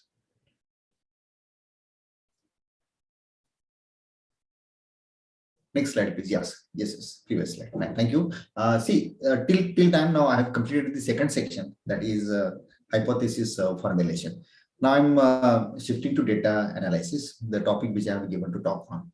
Now you have to understand what are the forms of data. Okay. Now these are basic things. Think very primary to understand to the researcher, whether the data is primary or secondary. If the data is primary, then it's your responsibility about its genuinity. If the data is secondary, again you need to check it whether the data is genuine, who has collected the data, for what purpose they have collected, and what processes that they have done, which you are utilizing for your research. Okay, so that need to be checked. Fine. Now for triangulation also, we make use of secondary data. Okay, when we have the primary data analysis and we have some handy findings with us, so our findings need to be cross-verified with the secondary data. Of course, it is expected and it is also advised that whenever you are using secondary data, it must be collected by a genuine and acclaimed or recognized authority. Okay, so for example, if I'm working on investment and banking or mutual funds or something like that, okay, then if the data is published by RBI, then probably I can take that data is genuine. Or if the data is published by SEBI, then I can take that data is genuine. If the data is published by some other researcher from any part of the country for MBA project or MPhil dissertation, instead of that, if the data is generated by SEBI or RBI, that is more what I can say worthy. That is more valuable. Okay. So you need to check the source of the data, second data as well, whether it is grouped data or ungrouped data, whether it is continuous data or discrete data. Discrete data, which we can count; continuous data, which is it is measured data, right? Continuous data, it comes with all the decimals. Discrete data, it only comes with frequencies like that. Whether the data is qualitative or quantitative, or the data is measured using which scale? Nominal scale, ordinal scale, interval scale, and ratio scale. Now, how to select the appropriateness of scale? Your hypothesis will tell you. Okay, if your hypothesis want to establish the association between the variables, then it is a nominal scale that you need to use. If your hypothesis want to find out the significant difference into pre and post kind of things, or maybe significant difference into two different or multiple different populations, then probably it is the interval scale or ratio scale which need to be used. It all depends what kind of hypothesis that you have and what scale it demands for the measurement. So these are the basic things you need to study before undertaking the data analysis. Next. Now the types of, next please, the types of variables, which is very less. Next slide please. Yeah, types of variables, which is again less discussed in the balance of the research. Actually, every researcher must ponder first what are the different types of variables. Okay, I must have missed one or two priority types here only, but prominently everyone knows about independent variable, then dependent variable. But again, we need to think about univariate, bivariate, multivariate concept as such. Then latent variables. Quite often we need to use the latent variables. Okay. Then extraneous variables which have which had to be considered, but which we have omitted from our study anyhow, and it has got the meaningful impact on our study. Okay, so those are called as an extraneous variables. If a researcher is going to mention or putting into the report that something is missing because we are not getting the appropriate result, it means that some extraneous variables are playing some role which has not yet been identified. Okay, and there you find a scope to play with the variables, to add and what you can say, keep on adding and including the variables and see the result on it. Fine. In general integration, we keep on playing with these kind of variables. Okay, probably we hardly talk about the mediating variables and moderating variables. Now, just a few minutes back, I was talking about the model development. wherein it is expected that there are few variables which are playing a role of mediation, playing a role of moderation. Okay, so we need to identify that, and we need to experiment with these variables to make our model intact and errorless. Okay. Next is categorical variable, qualitative, quantitative, discrete variable, continuous variable, and control kind of. These are the range of variables that we need to understand first before we frame our research design. And then only probably we get an idea. Said the array of variables are available with us, and how we can use this array of variables for the better results. Now, the processing of data, data conditioning is important, editing, coding, classification, and tabulation. Now, here I have many tips to advise you. What I generally follow that I'll tell you. Could be you are more comfortable with direct space or maybe another software, but I'm more comfortable with MS Excel. What I generally do is the data I first take it on MS Excel, because Excel give you so many facilities of data conditioning, wherein you get an opportunity to enter the correct data, right? If the cells are conditioned, fine, the cell itself doesn't take the wrong data.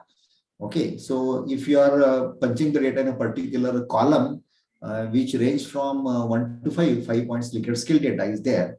And unknowingly, if you punch 55 unknowingly, or maybe you punch 45 or 56 unknowingly, because your finger got slipped and you simultaneously punch two buttons, 5 and 6. So it will punch 56. Okay, so you had to punch 5 only, but it has punched 56. So conditioning cell, it will not take 56. Okay, it will show you error, and that is how it will help you to enter the correct data.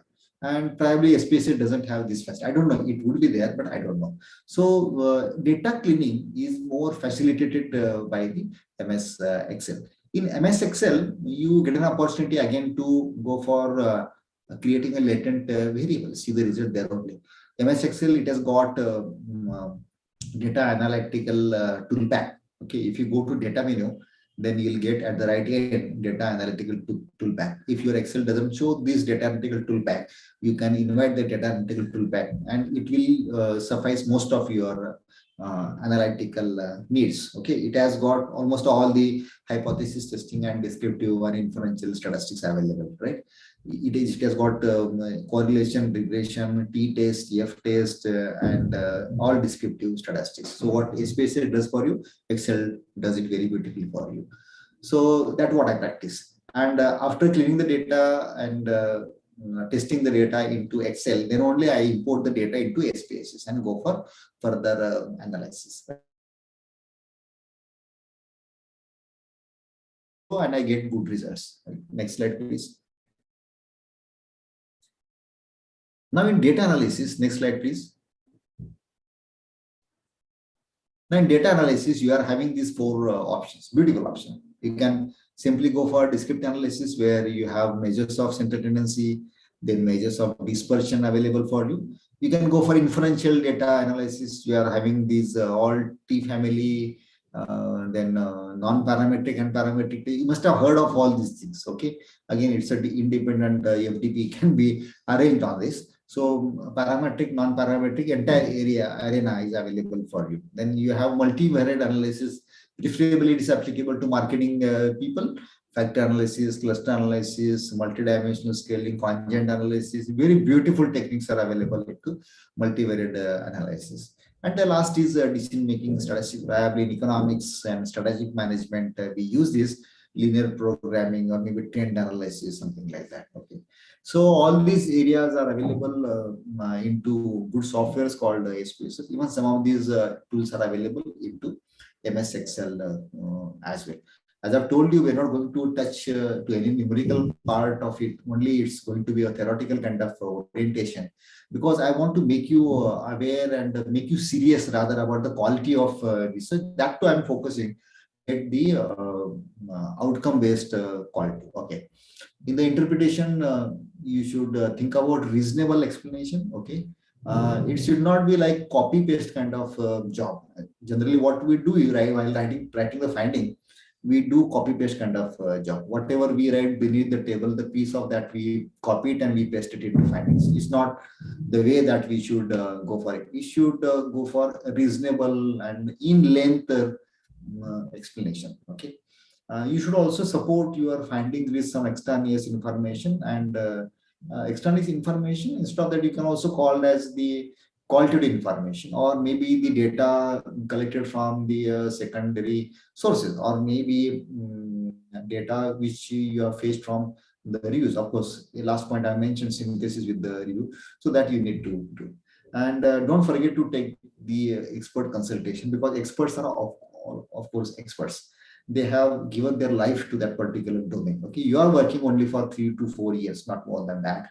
And those people in the field, they have spent 30-40 years of their life, so they know the corners of the domain. So you have to take your findings with them. You have to discuss with them. You can go for focused in-depth interview around your findings with the experts, and you can also support your findings with the experts' opinion, right? And you need to consider rest of the relevant factors around which your findings are evolving, and then you have to make your findings section more readable, right? You should not merely mention that numerical kind of data and it end up with the table number in the brackets. Not like that. You should write your finding and interpretation in a way that merely reading a single finding independently should drive the meaning, right? It should not be like that. I hang up with what you have written. I do not understand. It's not like that. It should come with a reasonable kind of outcomes. Fine. Next slide, please. Now, this is the concept. Next slide, please. Yeah, thanks. This is the concept that I want to introduce to you. Okay, already I've talked last 1 year. I've been talking on this. It's a triangle of generalization. Okay. So in the triangle of generalization, when you are in a phase of data analysis in the pilot stage or in a pilot study, you have to complete this. You have to go for reliability analysis, wherein you can check the internal consistency of your data. Fine. And you have to test it and retest it, right? The reliability of your construct. Then again, you have to do the validity of your scales, and it can be done using 4 types. Face validity, that we do often. Okay, face validity is merely going through the data collection schedule. Even guide does the face validity, but it is also advised that you share your instrument with the people who you rely on, who are the expert and whom you rely on, right? Who will not make will not take the undue advantage of your research, will not misuse it, right? And with those people, you can do the face validity, because face validity again give you a lot of enriched suggestions. I'll tell you, I do that for many researchers, and merely going through the research schedule, I come to know a lot of mistakes that researchers they make. Okay, so it's a face validity. Then you have to again do the content validity. Really, the content what you have in your instrument, data collection instrument, whether it really fetches the data you need, and especially if you are going for positivism, then it really helps to test the hypothesis. Okay, so that we need to then criteria and construct validity. So applying tools like Carl Pearson correlation coefficient and even factor analysis, you can do this criteria and construct validity. Of course, these are all technical issues that again can be discussed in independent sessions. And the last, but very important, normality. Okay, wherein the statistical tests are available. Of course, normality is based on central limit theorem. It's very easy to understand actually. It's not really rocket science. The statistical people, they have made it very difficult to understand this, but it's really practical and very normal kind of concepts, normality. You can use Z test and Kolmogorov-Smirnov test, Shapiro-Wills test. So these are difficult names to remember and understand, but they're very simple and nominal tests. So applying normality, you'll understand whether your sample is normally distributed or not. And if it is not normally distributed, can we make it normal by deleting some items or deleting outliers? Okay. So by that, you'll understand the concept what is outlier and how outlier has got impact on your results. So whether outliers need to be proved or whether it is to carry on something like that, you can take the decision. So this is the concept which I want to orient you on, that is triangle of generalization. If you want to generalize the result of your research to the population, from sample to population, then you must go for reliability, validity, and normality. Okay. And then we keep down to hypothesis testing. After doing all these things, when the data is ready with you, then you have to go for testing, for which, of course, already you have formulated the hypothesis. There are the methods, 5-step method being given by name, 1976. You refer any book on hypothesis testing, you'll find these 5 steps. Step number 1 is same, step number last is same, and in between these 3 stages are alternatively changed in some of the books. Otherwise, there are 5 stages are you'll find in every book.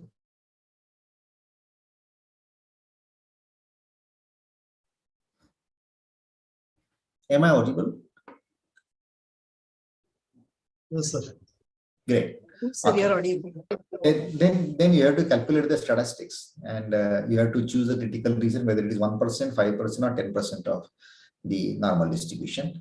And then, sorry, critical reason means right tail, left tail, or you have to both tail. Then decide the size, that is 1%, 5%, or 10%. Normally we go for 5%. Okay.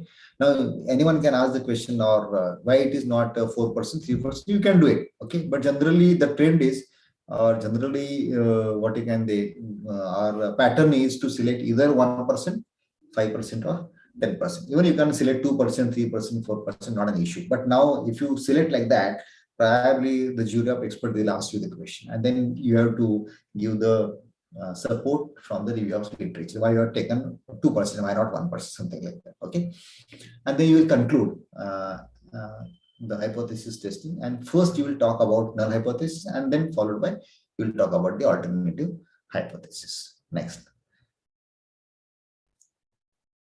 please. Quite often the question is asked. Now, how to select the test statistics? Okay, when to use which test? Now, this simple table will answer that. Of course, this is not the only table. Of course, it has got multiple dimensions, but this is a simple presentation before you on a screen. You have to consider 2 important aspects. One is the measurement of scale used to collect the data, whether it is nominal, ordinal, interval, or scale or ratio data. Okay, and simultaneously you have to consider that number of variables that you are going to process, whether it is going to be 1 variable that you want to process, it is called univariate, or 2 variables called bivariate, or more than 2 variables, it is called multivariate. Okay, say for example, you have collected the data on a nominal scale, yes, no type kind of scale, right? Binary, nominal, and you want to process only 1 variable, okay, at a time. Then nominal and variable, now we have got the matrix. You'll find I have written there chi-square test or KS test, that is Kolmogorov-Smirnov test.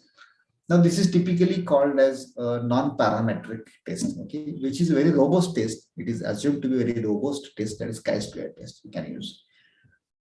Say another example, you have only 1 variable to process and you want to use the ratio scale, okay, and you have collected the data on a ratio scale. Then you have to use 1 sample t-test. Fine. You have collected the data on ratio scale and you have more than 2 variables to test simultaneously at a time. Okay, you are having 3 or 4 or 5 variables to test on for a hypothesis, and the data is collected using ratio scale. Then you have 2-3 options. One is ANOVA, which is again an extended TA actually. Okay, and you can use the regression. Okay, maybe multiple regression, of course, or there are different types of regressions that also you can put to use.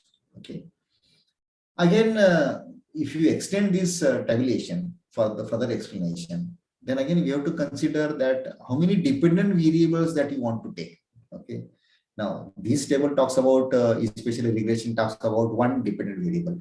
If you are having two independent variables and again some multiple independent variables, then instead of regression, you have to go for MANOVA. Okay, so these kind of tests are available. This is just for introduction. Okay, and the logic is applicable same everywhere. Okay, so what we have learned from this matrix is, for deciding the test statistics, we should need to consider how many variables that we are processing at a time, whether it is 1, 2, or more than 2. It is called as univariate, bivariate, and multivariate.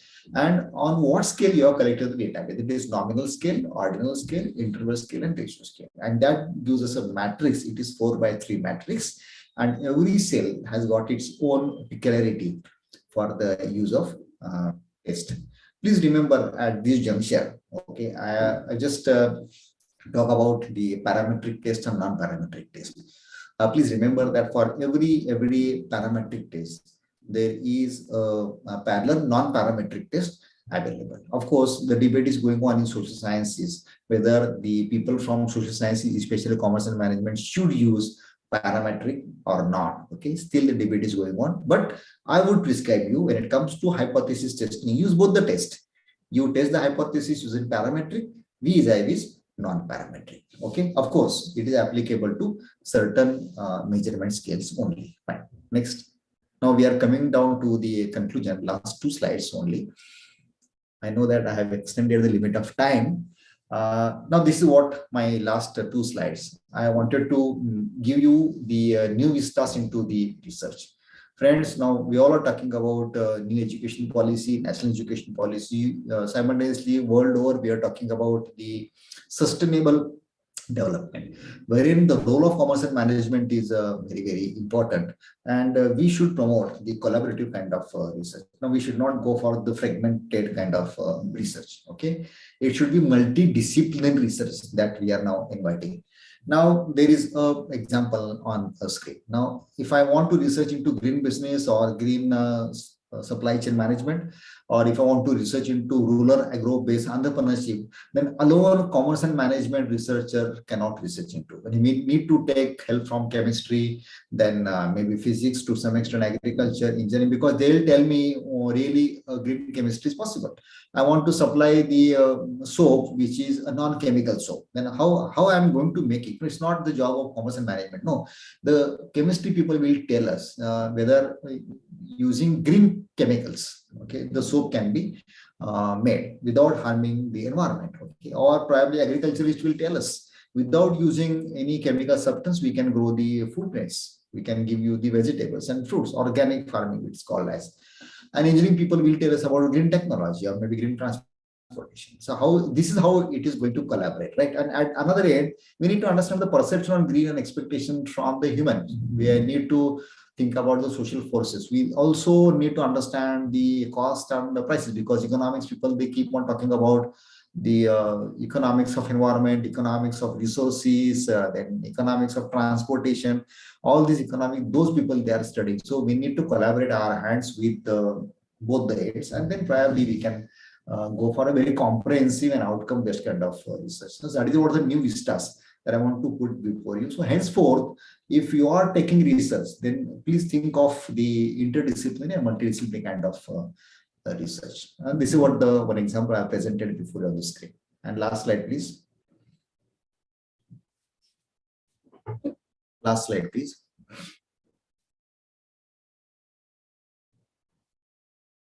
Yeah. Now, this is just a glimpse, the research problems of New Horizon. Of course, this is an exemplary list. Sustainable business models, we want it. Green business strategies, we have one thesis on that, but again, it's just a beginning, right? Digital business, we have learned many things from Corona pandemic, and we have already started flying on this digital business highway. Then changes in the behavior of consumer owing to pandemic, maybe post-pandemic, something like that. Changing in the philosophy of life of the people, changing business models. Rural development is one issue that I want basically the researchers from these Western Ghats need to be pondered on, because of course, even At the time of independence, the father of the nation, Mahatma Gandhi, has talked about the rural development, go back to the villages, something like that. This is true. Agro-processing based entrepreneurship, we need to research a lot into it because, as I've told in the initial slides, all the supplies are coming from rural area. And if these supplies comes with value addition, then probably it will be very easy to curb with the sustainable development issues, right? There are a lot of issues in the bottom of the pyramid. I think C.K. Prahalad has come out with a book on that, and we should rather take the base of that book and keep it to the depth into research. The way and means to uplift people below poverty line, very, very important, because still India, we are having more than 30% people under below poverty line, right? Ways to bring artisans and village pottery industry at national and international level. The world is doing, why not India? Because we are having good craftsmanship at rural areas, and wherein we can help them out and we can bring those people into the mainstream economy. Way to attain a full employment in the nation, one or the other way. Okay, merely migrating to the urban areas and giving them the jobs, which probably not enough for a good quality life. Okay, why not do we arrest these people into the village area only? Of course, it's a meaningful arrest, I'm saying, and give them employment there only, and that way we can attain the full employment. It's a just mad philosophy, probably you can say like that, and we can work on that, right? Ways to productive utilization of natural resources to its optimum extent. I'm not saying exploiting natural resources, it's a very wrong word being used, exploitation. It's not like that. Whatever optimum need is there, we have to take it from the nature, we have to utilize it, and we should think about giving back to the nature in the same form, the way we have taken it, right? So that's sustainable development, and cultivating the entrepreneurial ecosystem into the society. So these are some of the research areas. I think it's on the horizon, and as a student from commerce and management, we need to ponder into it. I think that I have taken enough for your time. Whatever topic I have given for discussion, I think I have presented it. If you have any questions or maybe some contributions, or if you have anything to say to me, then you are most welcome. Please.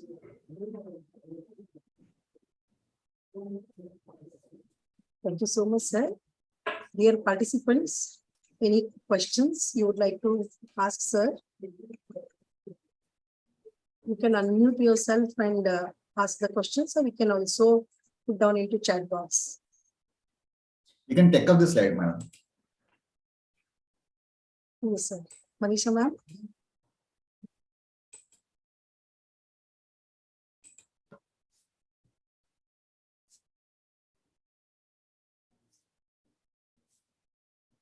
Yes, participants can unmute and can ask questions, or else also can type in chat box.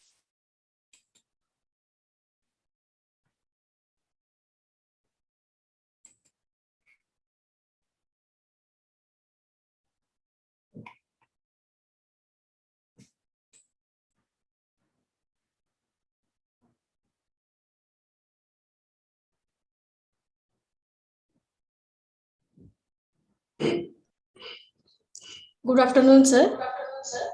Good afternoon. Actually, I don't have any query, but I want to appreciate you, sir, for this nice lecture. Thank you. It was Thank really you. informative and a really nice lecture. And whatever the statistical part you have been said is very correct. So I'm happy for it, being a statistician. Thank you very much. You are a statistician. Yeah. Okay.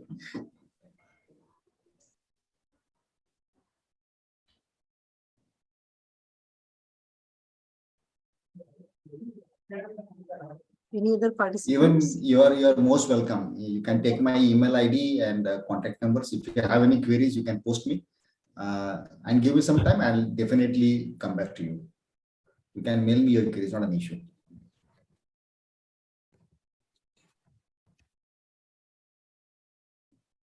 So instead of questions, participants are giving for feedback, sir. More evaluation needed about statistical state and informative session, excellent explanation like that.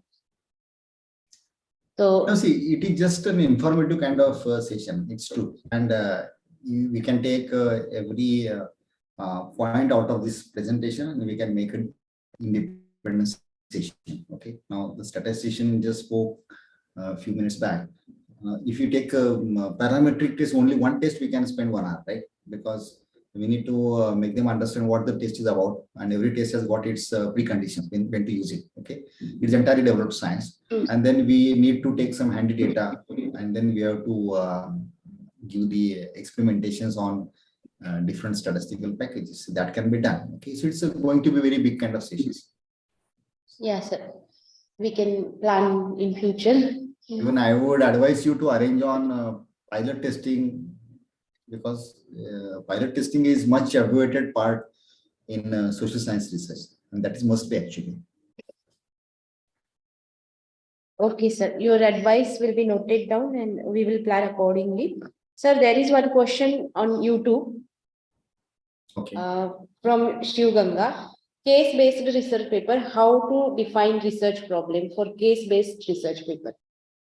For case-based research paper, How to define a research problem? okay. Now again depend what case that you are taking for your study, whether it is going to be a unit or an industry. Now for an industry, the way we write the research paper, okay, so the same way you can define the research problem. Even for the industry, you need to narrate the entire history of the industry, how the industry has started, with what vision and mission, how it unfolds to its successive voyage, and till time how they have reached it, how they have conquered their problems, and what is the current problem. So this is the way that you need to write the entire voyage of the development of an organization. And the entire voyage will end up with a paragraph wherein you write the problem. Okay. Generally, what happens is we take the organizational cases for learning purpose a lot, right? And these learning purposes, we give the cases to the management students to study and find the solutions. So that is one way that we handle with the case study. But writing the case study for an organization, it's like narrating the entire story, and it unfolds like the way they encounter the problem, the way they find the solutions on it, and the way they have reached to the current situation. So this is the way you need to write it. Good afternoon, sir. Good afternoon. Seema Malu this side. Sir, I have a question regarding hypothesis testing. I just wanted to know, when we have framed a hypothesis, is it so that we can only use one particular test to test that particular assumption, or else we have a flexibility like this or that test could be applied to it? Okay, nice question. See, I'll give my personal opinion, even I practice the same. Now, what I do is, on a collected data, I use the test of normality. Fine. If the data is normally distributed, then I make use of parametric test, simultaneously non-parametric test. If the data is not normally distributed, then I use only non-parametric test. Okay, so this is what I practice is. Until today, the people, they have appreciated this practice. So when the data is normally distributed, you are allowed to use both the tests. From my opinion, you use parametric test first, followed by non-parametric test. And since you have done all of the processes scientifically, that is pilot testing, repiloting, reliability, validity, and normality, then you will get the same result from parametric and non-parametric. If your parametric test fail to reject the null hypothesis, non-parametric test will behave the same. Okay, this is what my experience till time. And you can experiment it, you'll get the same results. But doing normality test is mandatory.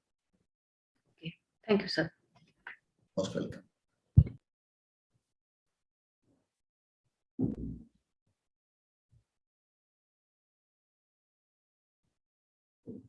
Any more questions, participants?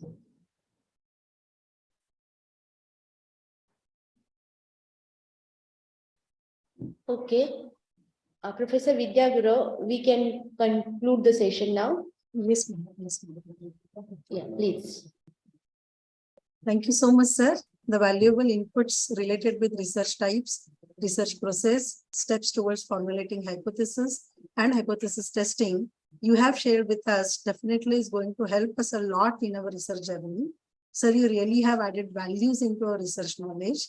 Thank you once again, sir, for the informative session. Now we have come to the end part of the morning session of second day of FDP. May I now request Dr. Mrs. Seema Agiwal to propose vote of thanks. Over to you, ma'am. Thank you, Gurav ma'am. A very good afternoon to one and all present. On behalf of D.K.T.E's Department of Management Studies, I would like to extend my heartfelt gratitude to our esteemed speaker, Dr. Sarang Bhula sir, Associate Professor and HOD of Management Department at KBPI MSR Satara. Thank you, sir, for giving your valuable time and sharing your knowledge with us on various aspects of research, such as research philosophy, hypothesis formulation, types of data, its processing, data analysis techniques, interpretation of data, types of testing of hypothesis. So looking more on this part, especially, and for letting us know which test is suitable as per the given situation in brief. Moreover, highlighting the need of collaborative research as well. Thank you so much, sir.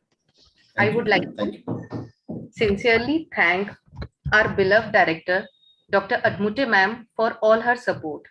I also thank our HOD Jadhav sir for being so cooperative and taking such an initiative.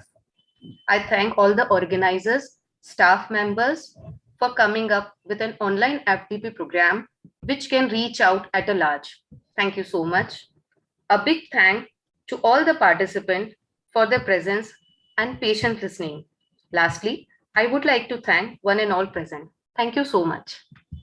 Thank you. Thank you very much. Now, may I request all the participants to please on their videos, enable their videos, please. We would like to have some screenshots.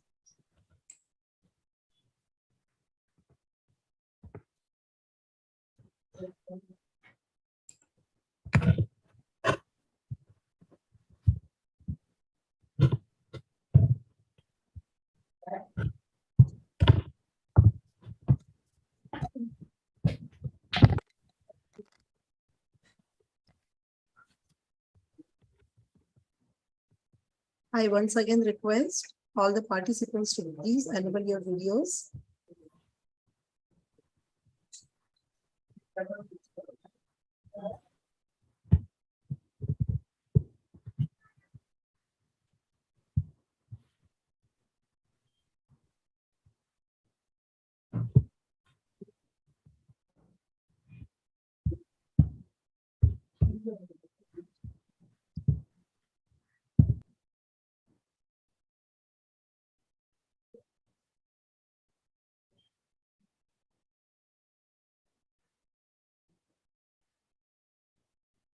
Shaman,